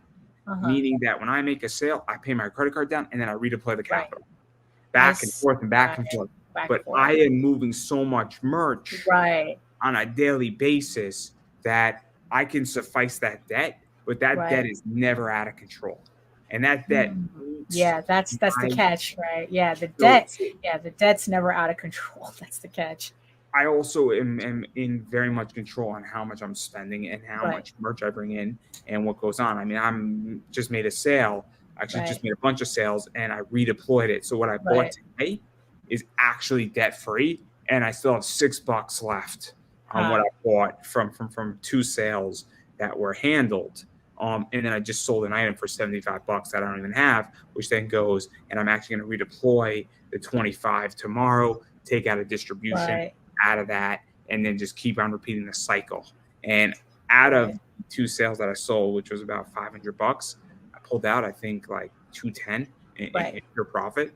But like that's what I would say to somebody who really wants to start, is I would try to get them into the mentality of saying, you're starting up a business. And so you have to figure out how to do this. I mean, I'm going to be making a video of the cycles of business, right? And this is one of the things where startup is you pump a lot of money in, and it could very well be that you might have to go through 5 campaigns before you can even take a distribution out. But I'm a strong believer that I think people would be much healthier on Kickstarter if they slowed down and they actually had more of a debt-free approach. And it goes against releasing a book a year, maybe, Right. or doing 4 Well, books a year. But if you don't have any debt on your business, right.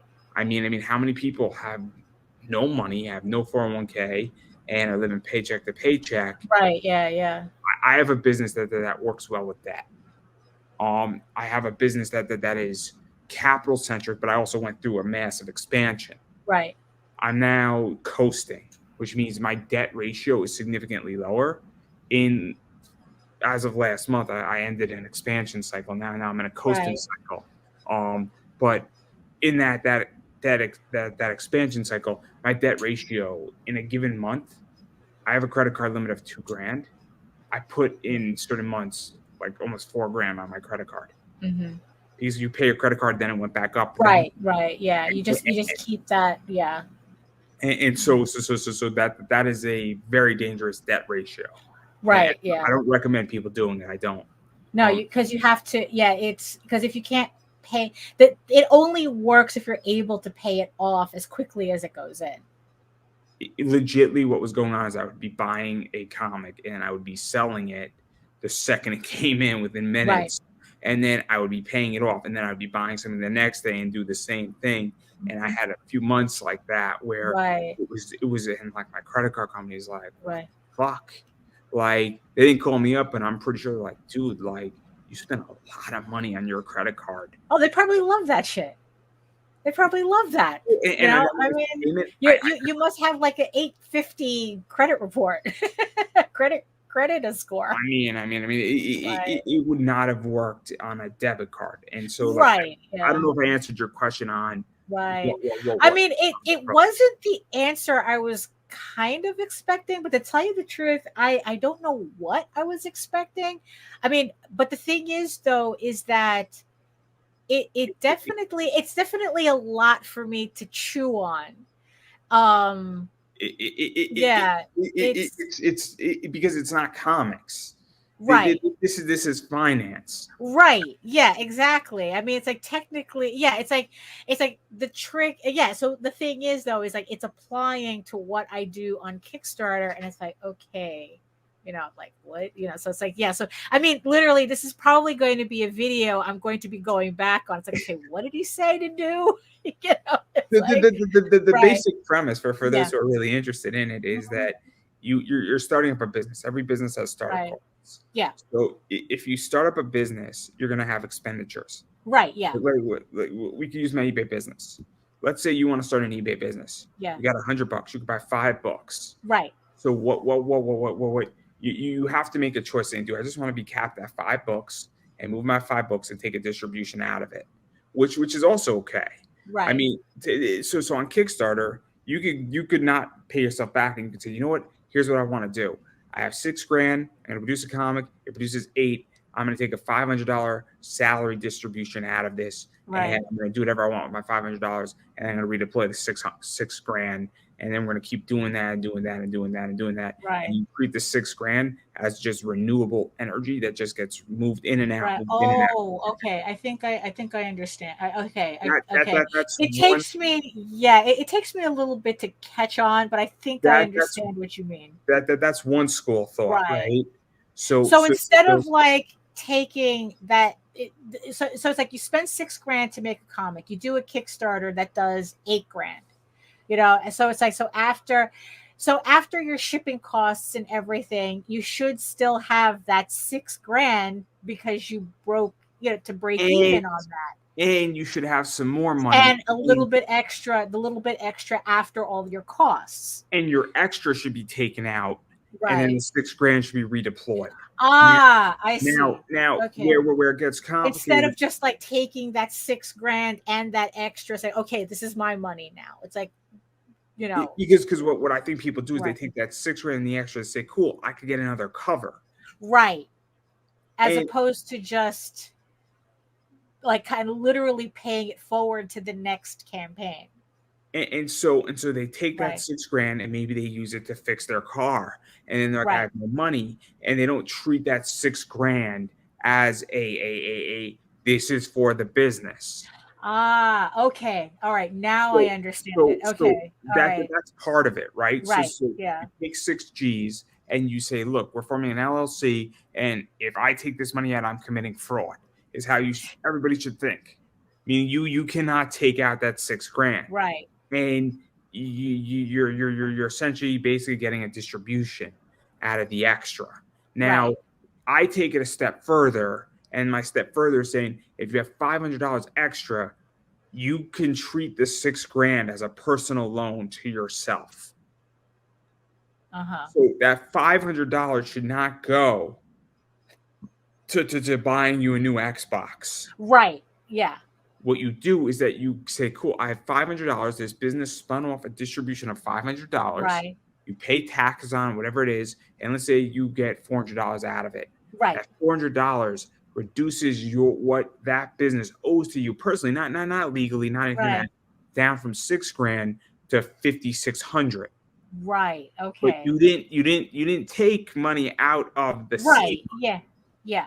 And this is how you get to a debt-free level, because let's say you run another campaign and it does the same thing, and you do 8 grand and you get another $400 after you pay taxes. And then you Right. pay that $400 down, and now it made a personal payment to you for 52. Now you're down to 5,200, what that owes to you, and so on and so forth. And if you keep doing those campaigns, all of a sudden that business now has given you, let's say, I don't know how, 15 campaigns later, Right.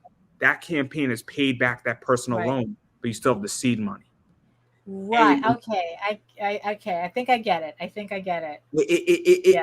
it's a wild thought, and it's Right. not sexy. It's not, because you're No. like, Yeah. Yeah. Yeah. now the other school of thought is that maybe you go and instead of doing that, you grow it and you grow your campaigns so Right. that you get more money in, Hmm. right? And then you pay yourself back with more money. Right. But the problem with that is what people don't understand is that if you buy another cover, that creates more expenses. Right. So I guess like the trick is keeping your expenses pretty much identical between each campaign. So So so that it's the so same, so the same seed money is covering the same things, kind of. yeah, and so it gets tricky, because what do you do? And this is Right. where business fundamentals matter. Now, the school of thought that gets complicated is that people say, look, I want to grow this to a $30,000 business, and then I want to take out a Right. distribution. So I'm right now involved, and I know this is outside of comics, but it's a really good point. I'm into corporate business bonds. Hmm. I am pumping money. So I produce 50 to 60 corporate business bonds a year, a month, I should say, off of what I currently have. So Hmm. instead of taking out a distribution, I buy 6 new ones every single Right. month, which then produces me anywhere from $1.30 to $2.50 more every single month. And a Mhm. lot of them are still in play for a while, and they're not going to expire. They eventually will expire. But my theory is that I'm trying to grow that to a certain level Mhm. to take it to a healthy distribution. And that's another school of thought on what you want to do. But this is not, not to put Tyler down. Tyler talks a lot about marketing. Right. Yeah. Tyler does not talk about business. This Mm. is not a marketing problem, and this is not a knock on Tyler. I don't think he's going to take it that way. I think me and Tyler are friends. I like Girl with the Mega Fist. Good manga book. I enjoy it. But Tyler does not talk about business this way. Hmm. I do. Right. Right. Tyler talks about marketing. He probably knows a lot more about marketing than I do, Right. without a doubt. I'll Yeah. concede that. I don't think Tyler knows a lot about business in this way, or even business school thoughts of this Mm. nature. And that's and there's nothing wrong with that. It's neither here Right. nor Yeah. there. It's It's just just, it just goes to show you. I mean, it's because it's very easy to think that they're the same thing, but they're not. They're just different aspects of the same puzzle, I guess. That we marketing. have to understand on a certain level. What I'm talking about is structure. Hmm. In which that I'm talking about structure, how you want to set up your business, how you want to handle your finances Right. within your business. That is very different. I don't, the reason why my eBay business works, and I'm very honest about it, and I hate to make this whole thing about me, is that, but I think it's relevant, is that I have business structures Right. in my eBay business that make me a lot of money, that allow me to take a Mhm. distribution. Right. And I do other things because I'm a very good investor and I know where to park my money. And because I have business infrastructure and business structure in my eBay business, I don't, it allows me to do certain things and Mhm. allows me to actually run a successful business. Right. Um, I don't market my eBay business. The merch sells itself. Other Right. people Yeah. Yeah. sells itself for Right. me. But I'm allowed to basically have a profitable, really lucrative business. And I cracked the formula because of that, Mhm. because of my structure. It took me 10 years to really figure out this structure. And that's the thing that I think people also forget is Right. that's why I'm creating this new YouTube channel talking a lot about business, Right. not Yeah. because and I'm not interested in creating a course. I just want to create something that could be a tool that probably would have helped me. Right. Yeah. To be quite honest, I think it'll be useful, and I probably will make more money by making it free because I'm probably going to get speaking gigs or people like, hey, can you consult for me? Right. Yeah. Exactly. Which I don't have a Exactly. problem consulting for people. I have no problem walking into somebody's Kickstarter and saying, Right. I'm not going to solve your Kickstarter problem. I'm going to solve your business problem Right. Mm. where you Which, need yeah. infrastructure. But Yeah. that's how I feel. And Right. if you were to hire Tyler for marketing and me for Right. business, you would be in a Right. bit. Yeah. That's like, Wonder Twin powers activate right there. Yeah. No, absolutely. Absolutely. But I hopefully I answered your question because my theory, and I'm sure I'm going to get shellacked for it, is that I want people to understand what they're doing in their business. Right. Using Yeah. debt is not bad. If you can Right. use it and understand it and Hmm. service it, it's not bad. There's plenty of things. I mean, I use debt very efficiently and I take a distribution out of my business using debt. Some Hmm. people should not use debt. Right. Yeah. Yeah. There will get a point where I will end that debt and that I will have enough cash flow that I mean, I have a lot of cash flow, but the only reason why I'm using debt right now is because it's extremely lucrative and I can service it very efficiently. Right. Yeah. But I use credit cards to service debt. Hmm.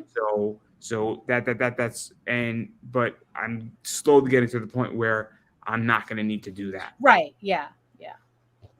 But that's what I think is so interesting. And Yeah. I think a lot of people in Kickstarter just do not have that mindset and do not No, have it's that true. understanding.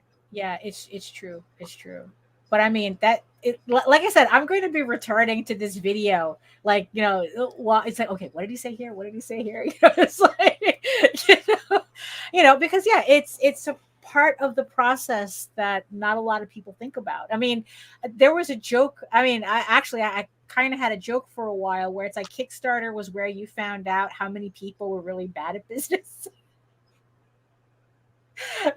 I mean, so this is I think that this is an important, conversation to have. I'll be very Yeah. honest with you. My friend, he always bitches about his comic store. Right. I don't know if you're friends with him on Right. Facebook. Who is he? Jimmy the janitor. Oh no, I don't think so. I don't think so. James something has a store up in Maryland. Okay. He's always bitching about his store and how Okay. hard it is and how his store gets robbed and how people like scam him and how people don't pay him on eBay. Right. And my open response to him is business is hard, man. You created a business. You chose to do this. Right. Yeah. You chose to engage. If your store is getting robbed and it gets robbed again and again and again, that's on you. Yeah. If Because there's something going on there that's yeah. I understand that you used to have cards out, on your counter, and then people used to steal them, and now Right. you put them behind your Right. wall. Yeah. I get it. You learned the lesson. It Yeah. happens. It's not a big deal. I go to Newberry Comics. They put the Pokemon cards and the One Piece cards behind the Glass. Yeah. Yeah. register Sure. because they get stolen. Yeah. They don't put the Digimon stuff behind it. They don't put the baseball top stuff behind it because that stuff isn't targeted the same way the Right. Pokemon stuff is targeted Right. and the One Piece stuff is targeted. And I'm sure they learned either from other people or just by being in business. Yeah. But again, I think people, if you want to learn how to run a business, Right. You either run a business, or you watch somebody who runs one successfully, or you watch Right. people run it poorly.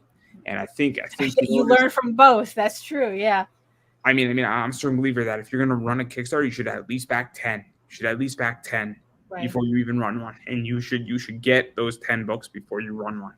Just to, I mean, I agree with that. It's like, at least like learn what the process is like, so that, you decide, so you can decide. It's like, you know what, maybe I should have my book ready before I launch, because I don't like waiting 2 years for a comic.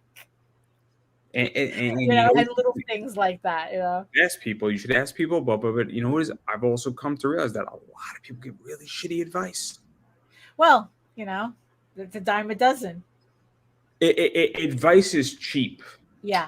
It's when somebody sits down with you and talks about this, and like if somebody seriously said, "Hey, Andrew, you got 30 minutes? Could you explain to me economics?" Right. Like I'll consider.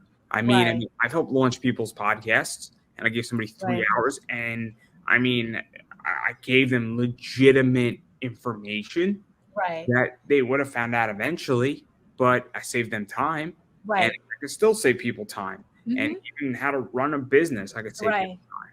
Yeah. But I have no desire to consult. It seems like a miserable job, and I would rather run my eBay business. I would rather research stock. Fair enough. Yeah. I can make more money doing that with less headaches. Yeah, because it's like the thing that you can. I mean, it was funny. It's something that Tyler talks about all the time. That he says that the information that he gives out about marketing is nothing he's made up. It's like, it's nothing original to him. He says everything that he talks about, you can find it in a very simple Google search. And I told him, it's like, well, the problem is that most people are unwilling to do that simple Google search. You can give the same advice to 100 people, and you'll be lucky if maybe 2 of them actually listen to you, and maybe one of them will actually implement them. So I'm lucky where if I went to the owner of the company, and he's a very good salesman, and I was going out on my own, and I said, "Hey, I'm leaving it, and I'm doing this thing, and I'm launching a company." I'm pretty sure if I was at that company for 5-6 years in a different sector, that he would sit down with me. I mean, the company I work for just made a lot of sales. We were at a meeting today where we got like free lunch, and they were talking about their national sales meetings.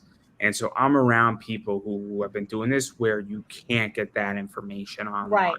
There's a difference between sales reps and what Tyler's offering. And what Tyler's giving is really probably good. Yeah. But I have access to just a privilege of information. But again, a lot of that information, a lot of people don't need. Like a lot of people need the information that me and you were just speaking about for the last 15 minutes. But they won't listen. They won't do it. They don't want to do it because it sucks to do it. Yeah. It sucks. It's boring. It's not sexy. It requires time. It requires you to understand it. And it's also sorry to cut you up. What it is that so I started investing, right? So I'll be very honest. I had a little bit of a head start where I had about 10 grand that I inherited from somebody. Not a lot of money though. And I put it into just a bond index fund that was getting like $26 a month. So fast forward 6 years in, that money, and I added some money to it every year, a little bit here, a little bit there. So maybe I was adding like $1,000 a year. Fast forward 5 years in, that's now worth a lot more. Yeah.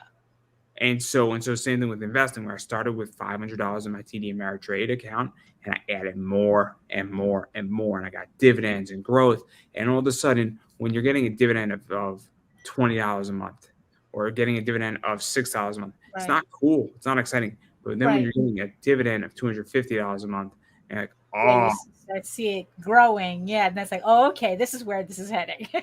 and then it's projected that I'm obviously adding more. I have a lot more growth. When you have 200% growth in a stock, and you realize that you bought it dirt cheap, and you're like, oh, this is real money. It's very, very, very different. And that's what people don't understand, is that you have to realize that the first year, 2 years, 3 years, maybe you're going to have a spin off of a few pennies or a few dollars. Right. Yeah. Yeah. Then what happens is that all of a sudden you get $100 a month. You're like, oh, Yeah. I have a lot of AT&T shares. I just got a dividend. Right. It's a $260 dividend. That's almost 800 shares of AT&T. That took a while to get to. Right. Yeah, that's also something that a lot of people also, I guess it falls under that this is not sexy, is that it's not quick either. It's like when you're talking about investing, people, they think about like quick money, quick money, quick money. And it's like, no, it's not quick money. This is the long game. I run into this, and I'm sure you and Nita run into this too, with marketing, where everybody wants a podcast that does 10,000 views. Yeah, exactly. It's kind of like the same thing, and it's like we keep explaining to them that's not how this works. So on my content, and I don't know if you've actually calculated your content on TikTok. On an average TikTok for an interview segment, I do 250 to 300 plays initially within a day or two. Right. Which is not bad. All things considered, but TikTok's not that hard to do that. Right. I don't know. Instagram, I'm taking a break from Instagram for a little bit just because I'm exhausted. Right. No, yeah, absolutely. Yeah. But on YouTube, stuff, it doesn't do great on YouTube. On Facebook, I'll do anywhere from 175 to 200 plays. But then on all the micro content, all that stuff, in a given 6-month period, I'll do about 4,000 to 5,000 plays collectively throughout the whole interview when it's cut up. Right. Sometimes more, sometimes less. But the idea is that you now have something that's out there indefinitely that is very targeted. And on this interview, I just had who did I just have on that's relevant? I'm cutting up Eric Scott Kimmer, who's a voice actor. When that interview's cut up, that collectively between YouTube, TikTok, Facebook, Rumble, and Instagram will have about 45 pieces of content. Wow. So he's going to have 45 pieces of content that are indefinitely out on the internet. Right. And he is my 12th most popular video on YouTube right now in my whole repertoire. And so guess what? He's like front and center on my YouTube page. And moving forward, he's just going to keep climbing up the ranks. Right. And he did that interview once. But that means 185 people have seen it. And I'm not saying 185 people is a lot. But every month that's getting 5, 6, 7 views. Fast forward, I have an interview that's got 9,000 views. Right. And that person did the interview once, and it's not even a good interview. It's a pretty shitty interview. I mean, I wasn't. But you're still getting a benefit from it. He's getting a great benefit. I mean, 9,000 views is a lot of content that people are continuously watching 5 years later. And that's what I think people forget about interviewing is that if you're in the game for a long time, don't you want 20 interviews that are just generating content and content and content? Right. I was on a show and that thing got like 700, 800 views and the people took a spec on me and oh boy, did I show up. They're like, yo, you came prepared. And I was just whatever, like, yo, dude, you know how much money you're going to be worth? Because I was talking about a lot of the stuff we're talking about here is that, I'm like, I kind of have an idea, but I like my job. Nobody's yelling at me. Right. Yeah, exactly. I'm going to be fine if I don't do anything. Yeah. I mean, which is really the best position to be in, that no matter what happens, that you're good. Yeah. That's like, hey, you can literally pick and choose what you're going to actually do. Yeah. I mean, most it's whatever. I mean, most people don't understand that there will get a point where I will get sick of my comic business. Right. Okay. And what I'll do is I'll sell off the whole assets class. So I have a lot of assets in comics. Mm-hmm. A lot. It's probably around 500 to 750,000 worth between cards, pop Funkos, comics. Right. So right now it's spinning off. If I get to 100,000, it'll spin off around 28 to 30,000 a year in pure profit. Right. And when if I want to stick around for 15 years, that's 450,000. Right. In pure profit, and then I'll sell off the rest, and I'll sell off a bunch of it. Even if I sell it off at a loss, I'll probably pull in at that point a little over $1 million. Right. On it, and that's why this business is insane. Right. Because the AUM, assets under management. I got no problem saying this because I think people need to hear it, is that gets replenished and washed out because that's how the business is set up. So that when I want to exit and I completely wipe out my stock. So if I sell 5 comics, I bring in 5 new ones. I sell 5 comics, I bring in 5 new ones. And so there's going to get a point where I will sell off the whole stock for whatever reason I want. Maybe I'm sick of the business. Maybe it's time to unwind the business. Right. Or the bubble finally bursts like you were talking about before. Yeah, and that's what will happen. So that's where I'm at. But and that's what's crazy about my business is that there's real advantages when you have a business like mine because I could sell the core asset, right? But I don't have to right now. I could just sit around and just keep it just moving the way I want it to move and extremely efficient. And I can never ever sell it out. And I could just let it spin off 35,000 a year in pure profit. And that's more than enough with the way I'm investing. Right. I don't make my real money in this business. I make it by taking that money and hardening up my assets. Yeah. Which is what everybody should do because in reality, I'll just say this, is that if you created an S Corp or a holding company that had dividend stocks and that you took your distributions and bought enough of them that you could then use your dividends to pay for your comic. And then Kickstarter just covers it and you solve the money problem because your dividends are buying it if you buy enough dividend stocks. Right. And so if you bought enough dividend stocks that spun off $6,000 and your comic cost $6,000, right? And you just transfer the cash over and then you go to Kickstarter, you can set your goal for $100. And every year you can just run it off of the interest and not the principal. And then you can go with the other way if you're only going to do a book a year. Right. Where you then take that money, that your seed money that didn't cost you to run it. So you did $8,000 in that position and it cost you $6,000 for your stocks. You buy more stocks, which then increases it furthermore. And now you have a real holding company. And that's moving money infinitely. And you have infinite money cycle. Yeah, I mean, it's like I said, I didn't know what I was expecting, but yeah, definitely, I'm holding on to this. Nobody talks to me in comics. I'm definitely holding on to this episode because it's like the amount of note taking I'm going to be taking later, re-listening to this is going to be like, okay, this. See, let me ask you a question, right? Yeah.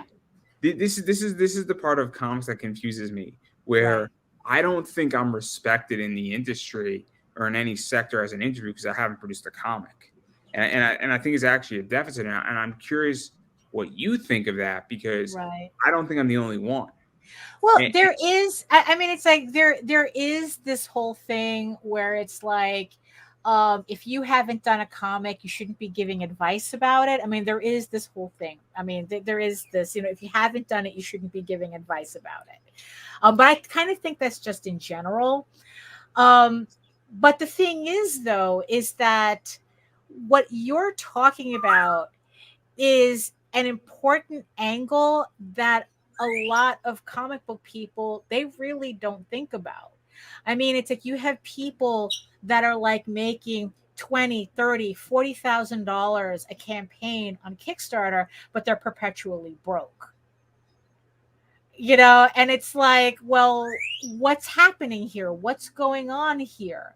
Because it's, and then it's like, so obviously there's a certain aspect of the business that a lot of people don't understand because, it's not sexy. It requires time and effort to understand.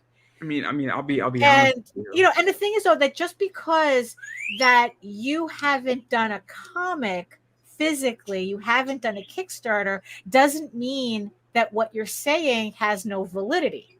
It's just a different angle as to as to the information that is important, but maybe at the moment it doesn't sound like it has a direct application. But the thing is, though, is like, you kind of need to know this stuff. what? I mean, the way I see it is that I run a business, Yeah. and so the reason why I feel, and I'll be very Right. honest, I belong in the conversation is that I sell a Yeah. lot of comics a year. Right. I sell a lot of collectibles a year. So the way I see a lot of things is that, hmm yeah, I haven't done a comic, but I'm selling your book. So, Right. Yeah. so I am a customer. I deal with your customers. Right. I'm engaging with your customers, but I'm also profitable. It's Right. You like see, and that's the thing, because that's kind of like a thing that me and JD have like kind of like we've kind of been saying when we hear advice, and this is kind of like the thing where it's like, it's like, okay, well, this person says this person and it said this thing, and this person said this thing. Which one should I listen to? And we always end with, well, who made the most money? is that even technically the right evaluation?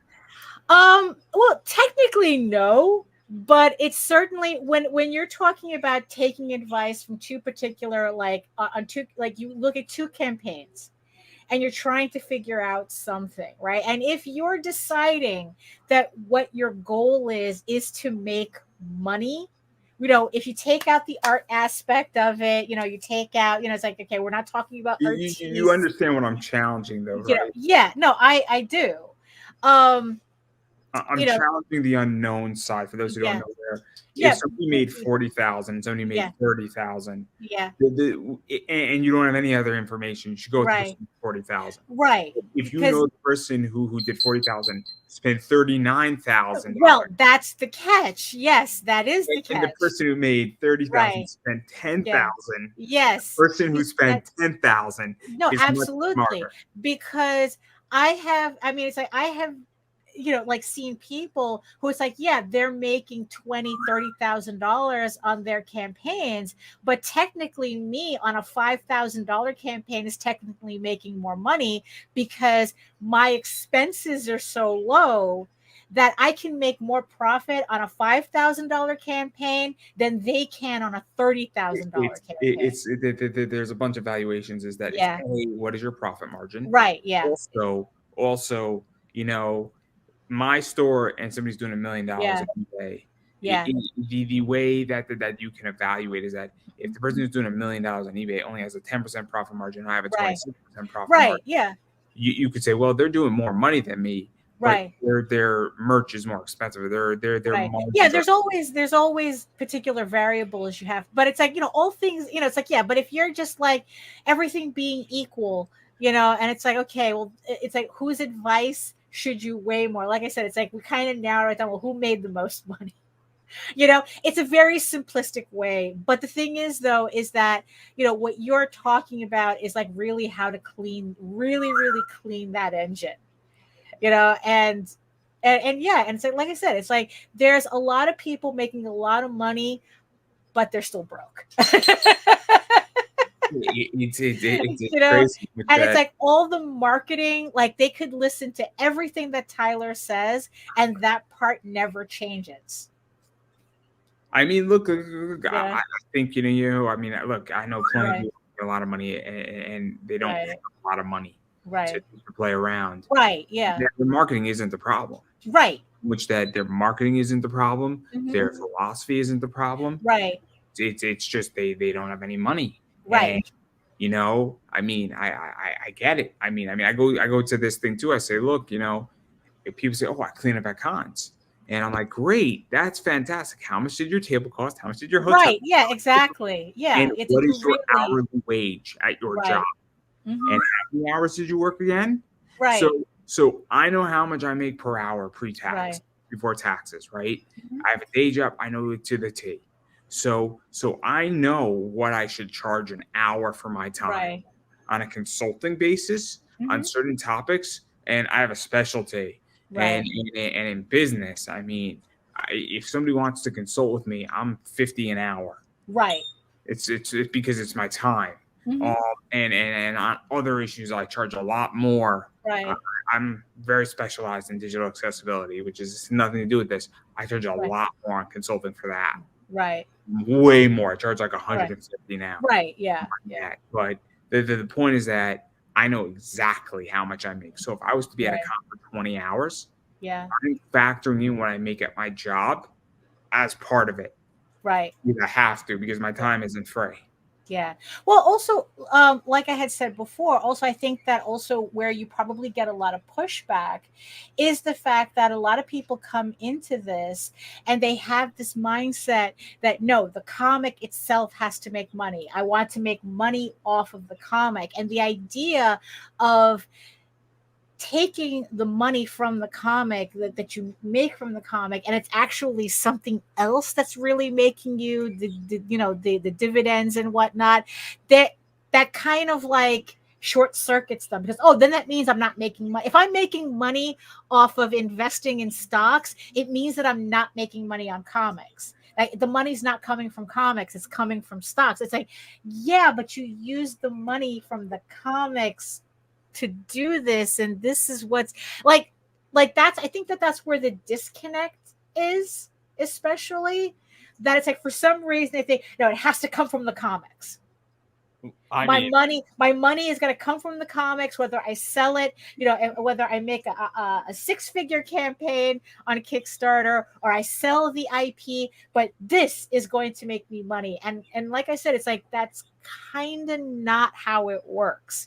We always talk about having to diversify your streams, diversify your money, your income streams, and it's like, yeah, it's because not one thing is going to really make you money. And I think that that's where a lot of that pushback that you may get comes from as Oh yeah. well.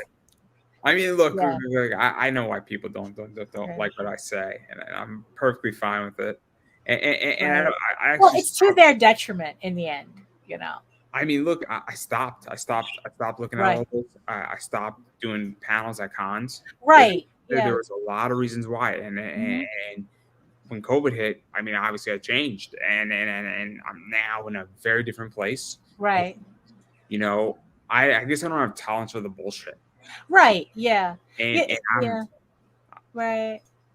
It's also what is, because it's funny because I heard something similar from Tyler, because Tyler, he's always getting pushback on his marketing for the same thing, for the kind of like the same reason. It's like people think, oh, that's selling out, that's too much work and blah blah blah. It's like that's not it. And he says that sometimes he just feels like he just wants to stop talking about it because, well, nobody's listening to me anyway. And I told him, it's like, look, like I said, you could say the same thing to 100 people, but you know what? I listen to you. there's It certain depends things. on whether you think that's worth it. I don't disagree with Tyler on marketing. Right. I do disagree with Tyler saying about the AI Kickstarter contract. I have a very, very, very controversial view on that. Right. Oh, I don't know anything about that. They basically said that artists, from my understanding of reading, is that they have to disclose if you use AI where you got your AI from and Right. where Okay. the inspiration. And my problem with that is that that's like saying to a baker who wants to come into your, a shop into your town, hey, you need to disclose all your recipes and your family's recipes. I think it's an incredibly dangerous position. I really do. Yeah, I don't know. I mean, it's like, because it's like, honestly, it's like I would appreciate it if campaigns did say where they were using AI. So Because honestly, because as a creator, I want to support other creators. right. I mean, I understand the potential of the technology. I really do. My You issue know, with it is that if you are going to just do it with AI, you should make it do it with everybody. And well, we no, you see, that's the thing. I mean, I agree too, because just like I think that every campaign should have every artist credited. If you're doing, if you're getting different artists to do covers, they should be credited. Everybody should be on the book, should be credited for what they did on the book, which most campaigns do. It's just that with AI projects, I mean, especially like I said, as a creator myself, I want to support campaigns that support actual people, not people using a generator to come up with stuff. There was like this one campaign I was looking at where they didn't have anybody credited, but the artwork looked AI, like I don't none of know the if you saw my post. you Did, know did you, did, and no, I didn't. And what happened was that then it's like I was trying to find more information. Now, it was a book that I was interested in. It was about a topic that I was interested in. But the there was no artist credited. Like the one artist that was credited was not the artist. Their artwork did not match the artwork that they were advertising in the so campaign. I mean, yeah. I, And then on top of it, the author was also a pseudonym, which made me suspect that the book itself was written by GTP. And it's like, you know what? It's like in the end, it's like I had to back away because, like, you know what? This is not the type of project this is I my wanted, I want to support. my whole issue is that Right. I understand AI art, I understand NFTs, I understand it massively. I've done a lot of homework on it, probably more so than other people have. I'm really into the whole AI thing, and not just on the art side, but just like nanotechnology, brain surgeon, AI art, also teaching with AI and how. Right, yeah, like I said, I really do understand the potential of the technology. The art is the 0.0001% side of it. That's not where the stuff is. Yeah. Everybody is making a big deal out of it, not realizing that there's a bunch of other shit that's problematic with it outside of it. Like there's other things. I'm sorry, but AI is yeah. not corruption. Is a little bit of a bigger problem. Right. Little bigger, guys. But my issue is that I don't like the fact that they want disclosure of the whole process, and because to me, when you're disclosing, you're opening up and you're eliminating competition. You're exposing something, which then allows something to be destroyed very easily, and you're creating exposure. It's the same thing where I'm very libertarian on the issue. Right. I mean, because for me, it's like, because it's like I've watched. I mean, it's like I have friends in different creative industries, especially in publishing, and I have literally watched their careers shrink because of AI. And I'm beginning to see that, and that's kind of what I see in terms of being. Now, I don't see it affecting me personally.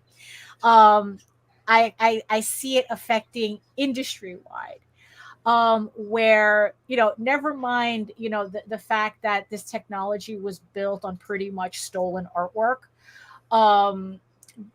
for pretty much a main purpose is to displace the very artists that it's learned from. But unfortunately, that is something that's going to have to be settled in the courts system. And it's like, in the meantime, it's not a technology that I'm willing to use right now as it is. Although, like I said, I do see the potential of it. But, it's a conversation that I am kind of exhausted with, because it's a lot of vitriol.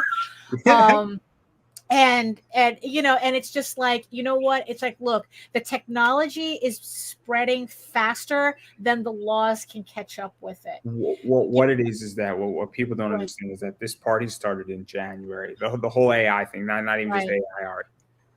AI as a general started in January. I think it started sooner than that.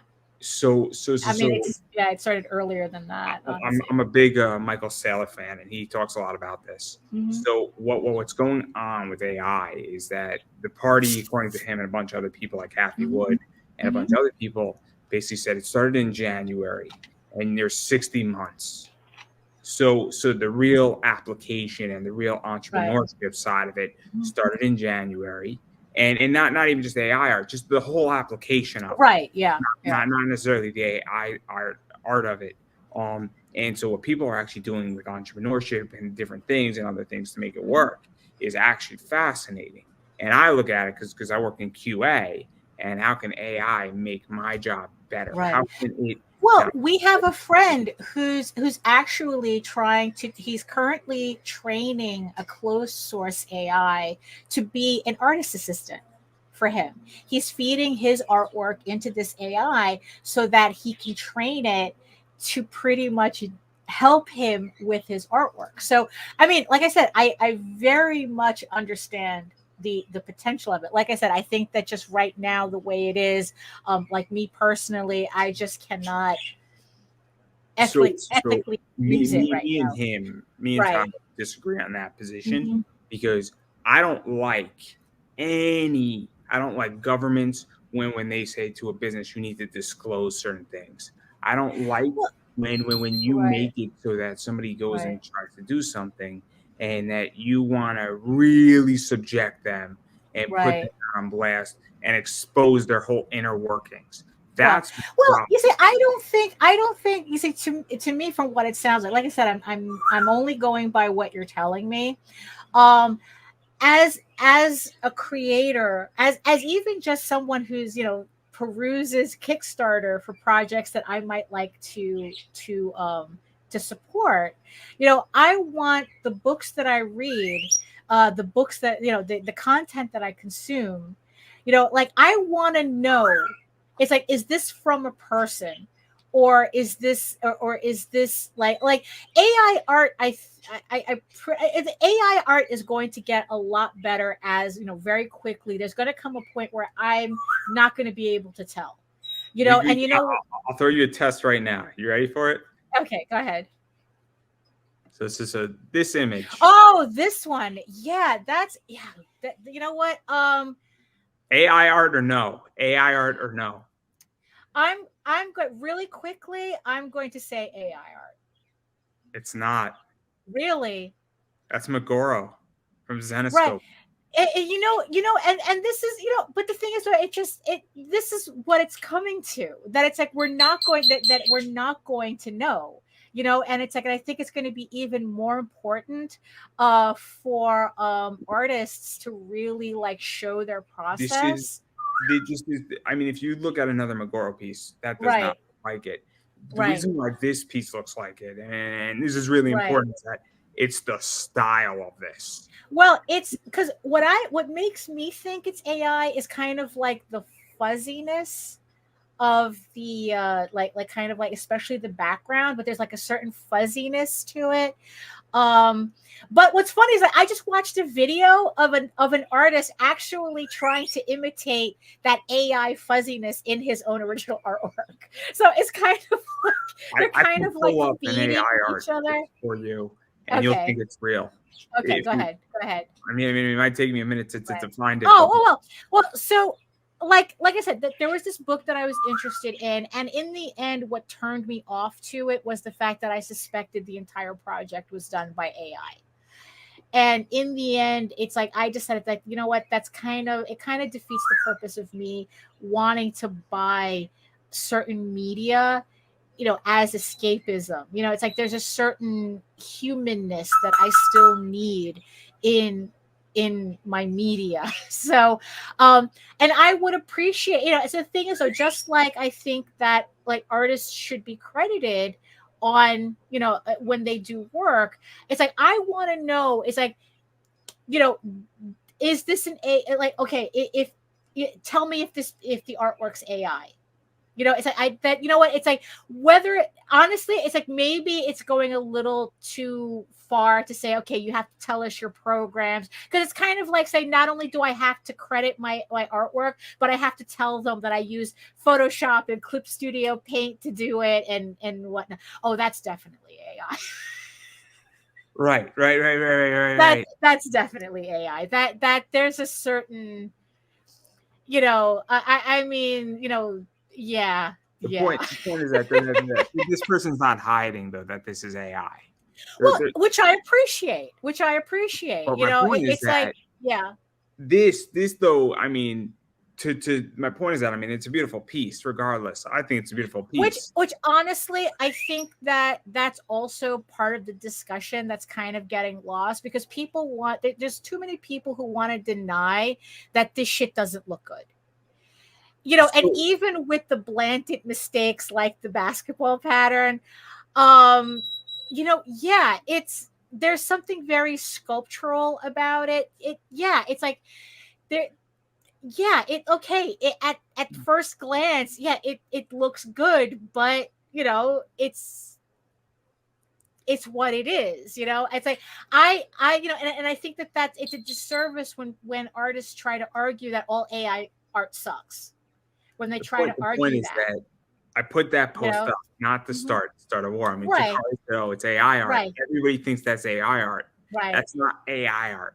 right. It But was that's the thing. It's like I've this seen is people, get accused, actual artists, of getting accused of, like, oh, you're using AI. It's like, no, that's my artwork.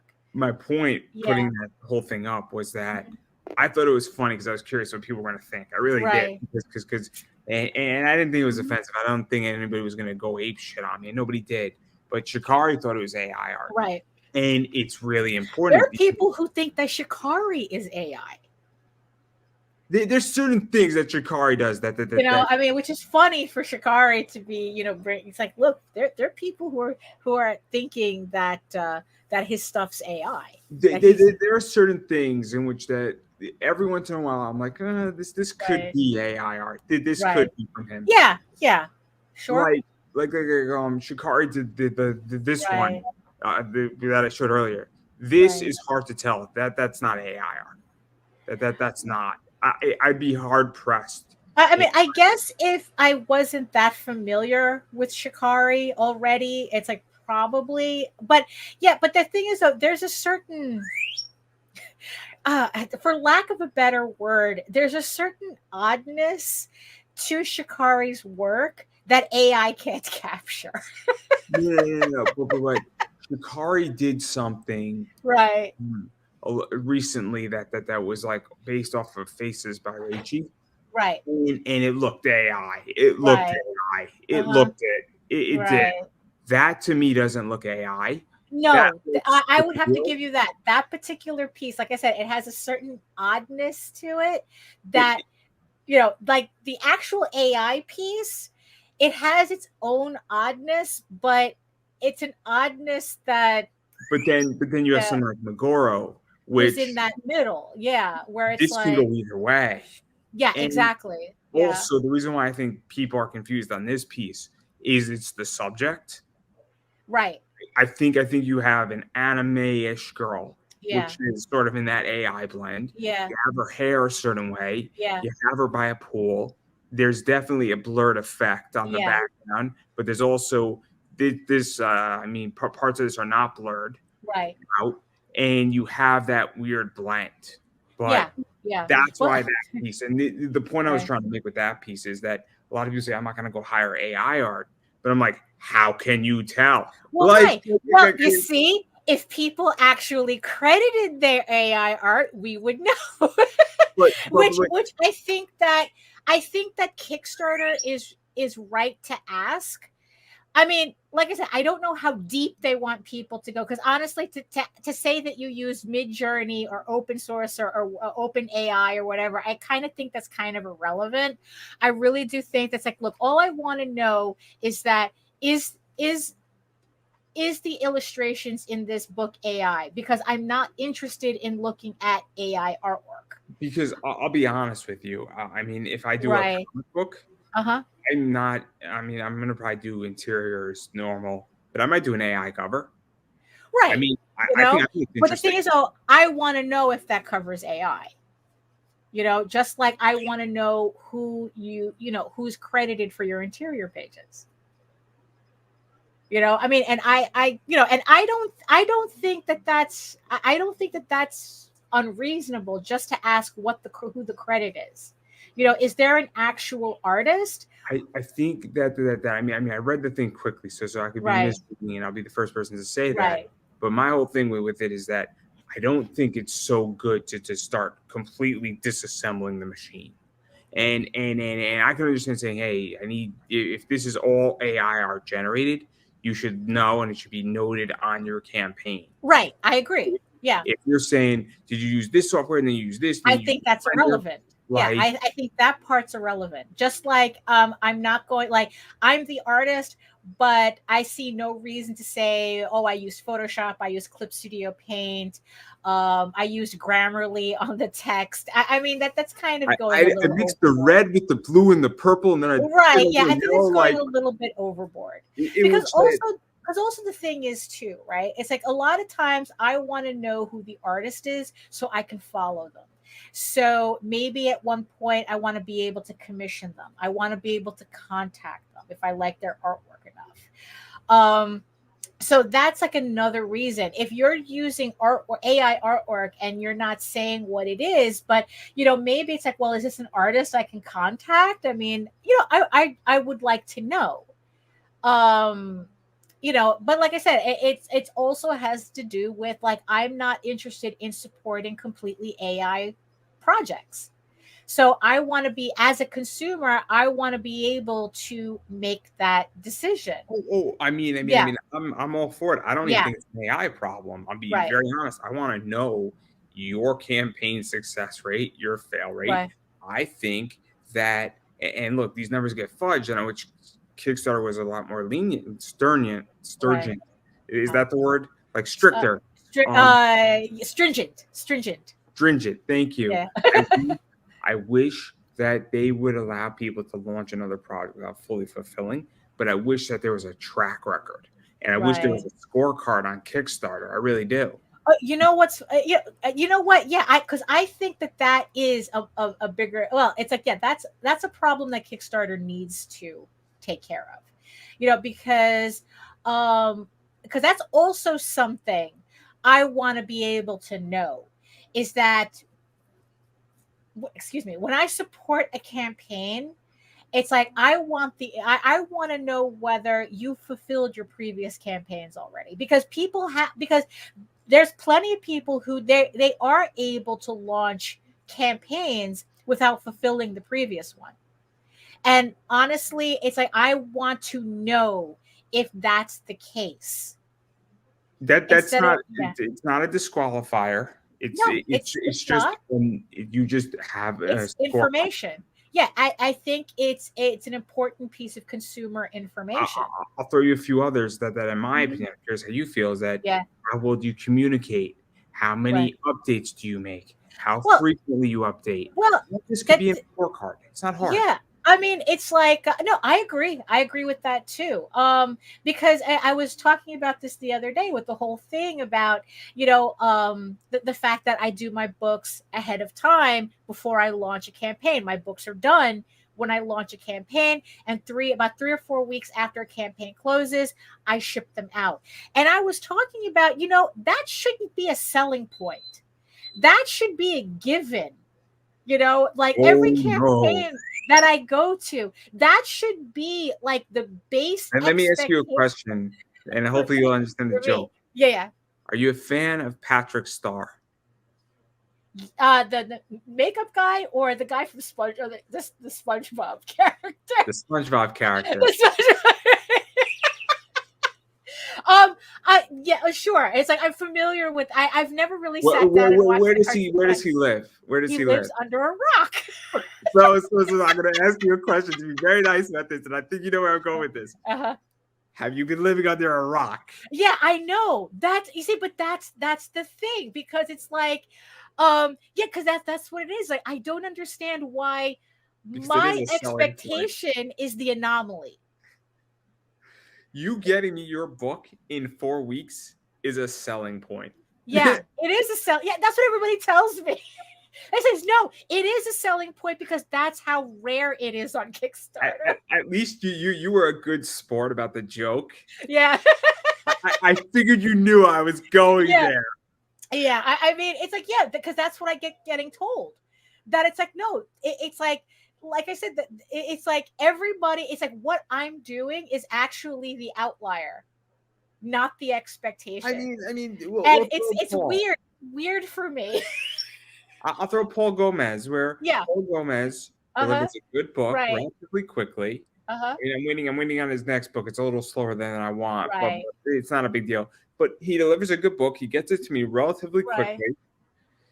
And there you go. You know who Yeah. also does a good job? Alt Simpson does a good job, where he gets me his books relatively quickly. Right. Yeah. And so, I mean, I'm going to back another one of his projects. He Right. gets me his projects relatively quickly. The one thing, Alton Simpson, he's at the Bunny in Space, right? Yeah, and But he yeah, does Witches of Westchester because right. Yeah, he does those. If it's one thing that I can give, considering going that kind of dovetailing to the whole thing about people not admitting like what exactly they do all this for, if I can give Alton credit for one thing, is that he's incredibly unapologetic for the type of books that he does and how he does them. Because I interviewed him once and I asked, I forgot the question that I asked, but his answer was pretty much what he did was when he went on Kickstarter, because usually I ask, I was like, oh, what's your passion, this, that, and the other thing. And he goes, no, what he did is that he went on Kickstarter, saw what sold, right? Looked at what artists were selling, and then that's what he based his campaigns on. It's like, okay, it's like, okay, these artists are selling covers. Let me get a Shikari. It's like the half naked girls, babes in space. That's the first comic he's going to do. And so I got to give him credit for being incredibly unapologetic for that, because again, am I living under a rock? So many other artists who do the same type of book are so in denial about the type of book that they're doing. Look at my eBay store. Uh-huh. I was into Zenescope. Right. They were 80% of my market. And then I dropped them down to 20 because there's two reasons. Their books weren't moving. Right. I love Zenescope. I love Zenescope story, but it wasn't working. And then I looked at Power Hour. Power Hour was selling. So I bought some Power Hour and I started selling it. Right. Great. Then I bought some Merc Mag. Right. Great. It started working. I'm killing it. Now I like Born of Blood. I just bought some more Merc, Miss Meow, the Barbie stuff. Great. Right. The Barbie stuff on Power Hour was great. It made me a fucking fortune. Right. I bought 73 books for $75. Damn. And I sold them for $220. Right. I mean, that's unbelievable margins. Is the point. Right. So great. Bunch of Power Hour shit. The Supergirl Power Hour looking like Cat Timpth. Awesome. Made a bunch of money on that shit. Then I went over and I look at Mount Olympus and I'm like, they're referencing everything under the sun that's relevant. I'm going to buy some of that shit. Right. Because guess what? It's selling. So apologetic. I completely get it. Every time I have a conversation with Paul Simpson, it's always a good conversation. Right. I like this stuff. I bought, some Bunny in Space Shikari stuff. Right. Yeah, man. Anytime. I'm happy to have you on my show. It's always a good time. But no. I mean, I might go to his event in New Jersey. But the reason why I interviewed him is that he had a book called Witches of Westchester. Right. Yeah. I grew up in Westchester, New York. Right. New York. Because I think I think he's doing one of each county, because it's like he did also Werewolves of Brooklyn. I think he's doing a book for every county. He did something. He did something in Brooklyn. He did something, I think, in New Jersey. Right. Yeah. Yeah. But he wouldn't admit that it was Westchester, New York. And I'm like, it's Westchester, New York. You have to admit of course. it. Come on. Where else would it be? There's Westchesters. I'm like, no, there's not. I mean, I think he's doing one for every New York county, which is funny.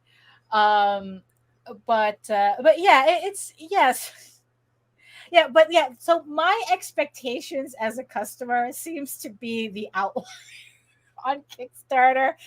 But you know what? In the end, if saying that, it's like my book is ready to go and you don't have, it's like, and you can read in my comics, in my comments section, because short of Kickstarter having that rating system, which honestly I do wish they would have, but I don't think they want to do that.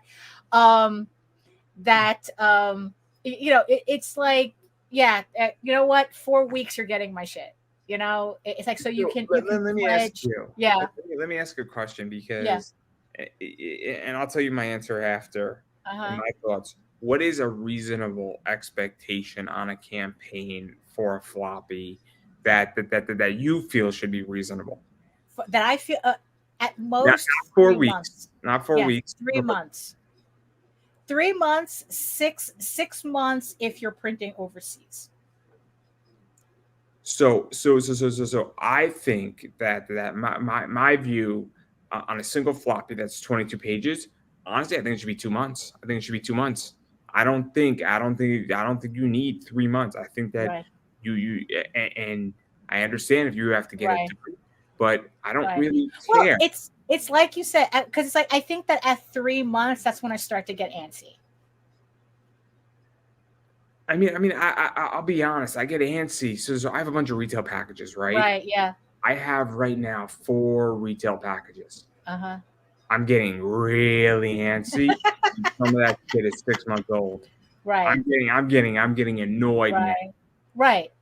Well, yeah, because it's like, like I said, it's like it's like 3 months, 3 months for floppies, 6 months for overseas books, like if they're printing overseas. Because honestly, anything beyond that, because here's also the thing too.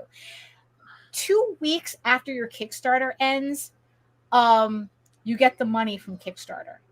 Oh, I know. I The remember. longer you're sitting on that money, the bigger chance that when you finally get the book ready, that money's not going to be there anymore. Because remember, it's like, look, we just spent the entire almost 3 hours talking about kind of how questionably financially savvy most people on Kickstarter are. And if it's one thing that I have seen way too many times, is that if they take too long to make their book, they have problems shipping it and even producing it because they spent the money. You want to hear how crazy? 2 weeks after they got it. This is what I did. So I ran a campaign for this show. Oh, I got a lot of shit kicked out of me. Pissed off a lot of people. People are still pissed at me. Don't really care. I'm doing just fine. It actually set up barriers in a lot of ways for many people.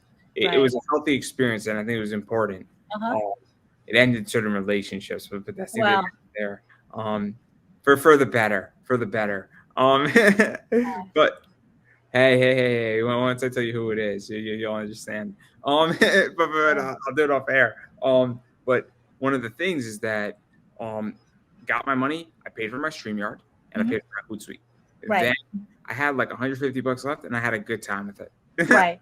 Okay. And that was the end of that. That was the end of the money for the year. There you go. That's all I needed. I had $150, and wound up basically just taking it and investing it. Right.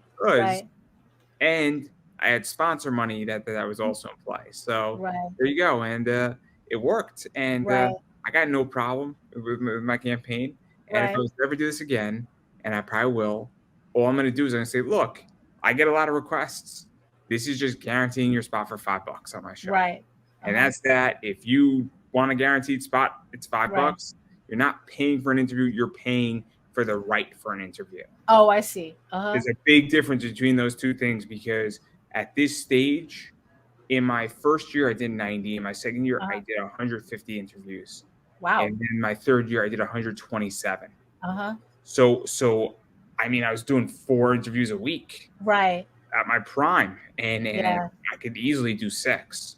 But I mean, the whole paying for interviews is also a very, very controversial idea. But the way I viewed it is that you're guaranteeing a spot when you want an interview, because I get booked up. Right. So, So if you have a campaign and you need an interview, guess what? That's what you're paying for. If you don't want to pay for it, run the risk. Right. Yeah.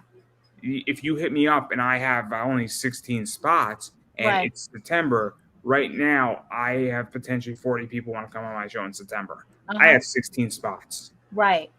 And I haven't even touched wrestlers yet and hit that. So this is the problem that everybody's going to learn really quickly, is that I have no room for you. Right. In September. And it's not that I'm trying to be mean. Right. It's that, what are you bringing to my table beyond? Right. Yeah. I mean, Tyler has spoken about that sometimes too. Me and Tyler had the interview that spoke about this. Yeah. Do you know the story of that? Someone, I know that it was based on somebody coming to him with, like, I guess they had a stable of people looking for interviews. Yes. Same with me. And Tyler was saying, it's like, wait, these people pay you to book you onto shows? Let me explain what happened. Yes. And then Tyler said, it's like, well, they should be paying me. What's the cut that I get? I have to ask you a question. Who do you think let Tyler knew about that? situation of the guy. Oh, I don't know any more details than Yeah, that. It's like, take a guess. Take a guess who informed Tyler who informed about the person who had a stable of guests and they were paying the booker. Who do you oh, think informed Tyler? I guess you maybe. It's Yup. like Yup. uh-huh. They said it to Tyler, and Tyler was like, "What the fuck?" Right, yeah. And this is one of Right. the things where Yeah. me and Tyler, I jumped on Tyler, Right. and people, I think people were hemming and hawing about it because they're like, Right. "Wait a second, you guys have a point here Yeah. because you're not getting paid, but somebody's being paid in this circumstance." Right, exactly. Yeah. And this is one of the things where Yeah. it's very, very tricky. Where if you're booking somebody on a Yeah. show Uh-huh. and I'm not getting a piece of the action, Right. I Yeah. understand that, the theory, the Right. problem here is that the person is already paying who's the guest. And Right. they don't want to pay twice, but you got to realize that, like, do you not respect me as Right. an interviewer? Do you not respect my show? Right. Like, are you unaware? And I understand that it's so complicated. Right. And there's no right or wrong answer on this. But at the same time, if I know somebody's using a booker and they come to me, I'm like, my solution back is saying, look, I know you're using a booker, Right. and this is what I charge. Right. Because Yeah. in the interest where if I'm not part of this transaction, Mm-hmm. I'd rather reserve the spot for somebody who is Right. not necessarily trying to screw me indirectly. Right. Yeah. No. Yeah. I mean, because it's like what I didn't understand about the conversation is that people got mad at the idea of Tyler getting money, of demanding money, but nobody found it odd that there was this guy getting paid to book shows. It is what it is. Yeah. Anyway, I do want to give you a chance to promote your book because we did not speak out anything with your book. Well, I mean, yeah, I know, right? It's like because it's like I said, it's like I'll be going back on this video, taking notes of everything because, like, yeah. So, so the book that I have, that I'm running, that I'm launching this Friday on Kickstarter is Egoraven, Heir the First Unicorn. It's issue 7 of my series, and the story is about a unicorn princess exiled into the mortal realm after she is betrayed by her elf prince husband to be, and dragons overtake her kingdom. And but when Egoraven, the main character, becomes an unwitting pawn in a noblewoman's attempt to avoid an arranged marriage, she trains to become a knight with the help of an unlikely trio of blacksmiths, hoping that she can ultimately win a king's favor and free her people from the dragons. So, like I said, this is already issue 7 of a 15-issue miniseries. And of course, as I showed before, I also have the trade paperback of the first 4 issues for everyone who is interested, who would rather get a trade paperback than an individual issue. It is on pre-launch right now. I'm sure you're going to put the link in the show notes. So It's already in there. Oh, it's already in there.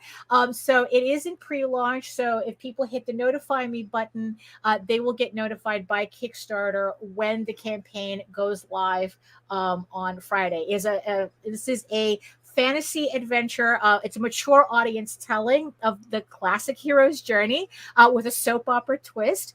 It features character relationship center stories with in a fantasy setting with the unicorns, dragons, elves. If the initial description didn't let on, it didn't let on. So like I said, it's a 15-issue limited series. And it's like this is issue 7, and like I said, this is ready to ship. It's ready to ship. This is the proof, the proof copy that I got from the printer the other day. And for those of you not living under a rock, you will be getting, after the campaign ends, you will be getting the book 3 to 4 weeks after the campaign ends. But if anything hiccups, because like with printers and whatnot, although that hasn't been an issue since the whole lockdown thing kind of cleared up, I am very up to date with any information, that may delay anything. So, but the thing is, though, you're not waiting 2 years for an issue. So I really do hope that this is a book that your audience might be interested in. I do have variant covers on it for people who like to collect those things. So you can check that out. Hey, look, it's the environment. I was talking about you have to, you kind of have to play with the environment that you're in, right? So I do have variant covers on the campaign for people who like to collect those things. So, like I said, I will be launching on Friday. So make sure you hit the link to get notified. So. And then obviously, where can people find you, follow you, Oh, check all that stuff? absolutely. Yes. If you want to learn more about me and my artwork and all the other books and campaigns that I do, you can follow my main portfolio site at egoworks.com, EGOWORKS. That's where you can find links to all of my galleries and social media sites, but I mostly post to Facebook. If you're interested in seeing sketches and current work in progress and any live updates that I may have at the moment. And remember that you can also catch me on YouTube as well on my channel, Daphne Lage Art, where I have videos on how I make my comics. And also I run a weekly, semi-weekly live stream on Wednesdays, 4 to 6 p.m., where I do a live stream where I'm doing live artwork and talking to the chat as well. So if you want to have a conversation, more than happy to have a conversation during the show. So that's at my channel at Daphne Lage, Lage Art. But the link is also, everything is at my website. So I try to make it easy for everybody. And then I'm just going to quickly say what I got to say. Obviously, you need to support indie comics. And the way you do that is you actually back Kickstarters. And when a book is not on Kickstarter, but it's in somebody's shop or at a con, you buy it. If you missed it, or if you need another copy, or you want a variant, it's a big deal and it helps. Every little bit helps. Or if somebody has another book that you don't particularly, let's say you don't like their Kickstarter, but they have another comic, you should support that book if you like that book, because that also helps to support what they want to do directly and indirectly. And so that's something that you should do. And then following people on social media makes a huge difference as well. Whether you buy their book or not, because it does help, and sharing it out is so important in this stage of the game in everything that everybody's doing. And so that's something that's very important. And then as far as I'm concerned, obviously I have Pop Anime Comics on Twitter, Instagram, Facebook, YouTube, TikTok. You Google Pop Anime Comics, I will pop up. And I guarantee you that there's an interview, almost 500 interviews I've done in my career so far. So there's an interview for you. I don't know what your taste is, everybody, but I've interviewed everybody from porn stars to crypto people. So, and Raven Gregory does not count. But Pat Chan does. Pat Chan does. There you go. But I digress right there. There is an interview for you, and I cannot promise that I will make you smarter, but I can assure you that you will be entertained. So well, I felt both on this episode, so I feel smarter. There's a lot of very important information that I definitely have to chew on, and I was definitely entertained. Thank you so much for bringing me on your shows. It's like honestly, it's the type of conversation we could have kept going, but I think at the 3-hour mark, it's like it's a little late for me. So but fair enough. So on that note, and I'm just going to say it again, is that support indie, and I'm going to give you the final word. Yeah, I mean, pretty much is that. It's like, it's like there's a lot of comics out there, 1,600 in the past 6 months alone. But you know what? It's like independent comics is where you're going to find the books that you're looking for. It's like you're going to find something in independent comics that's going to interest you in every topic, every genre, everything that you're interested in, you're going to find it in indie comics.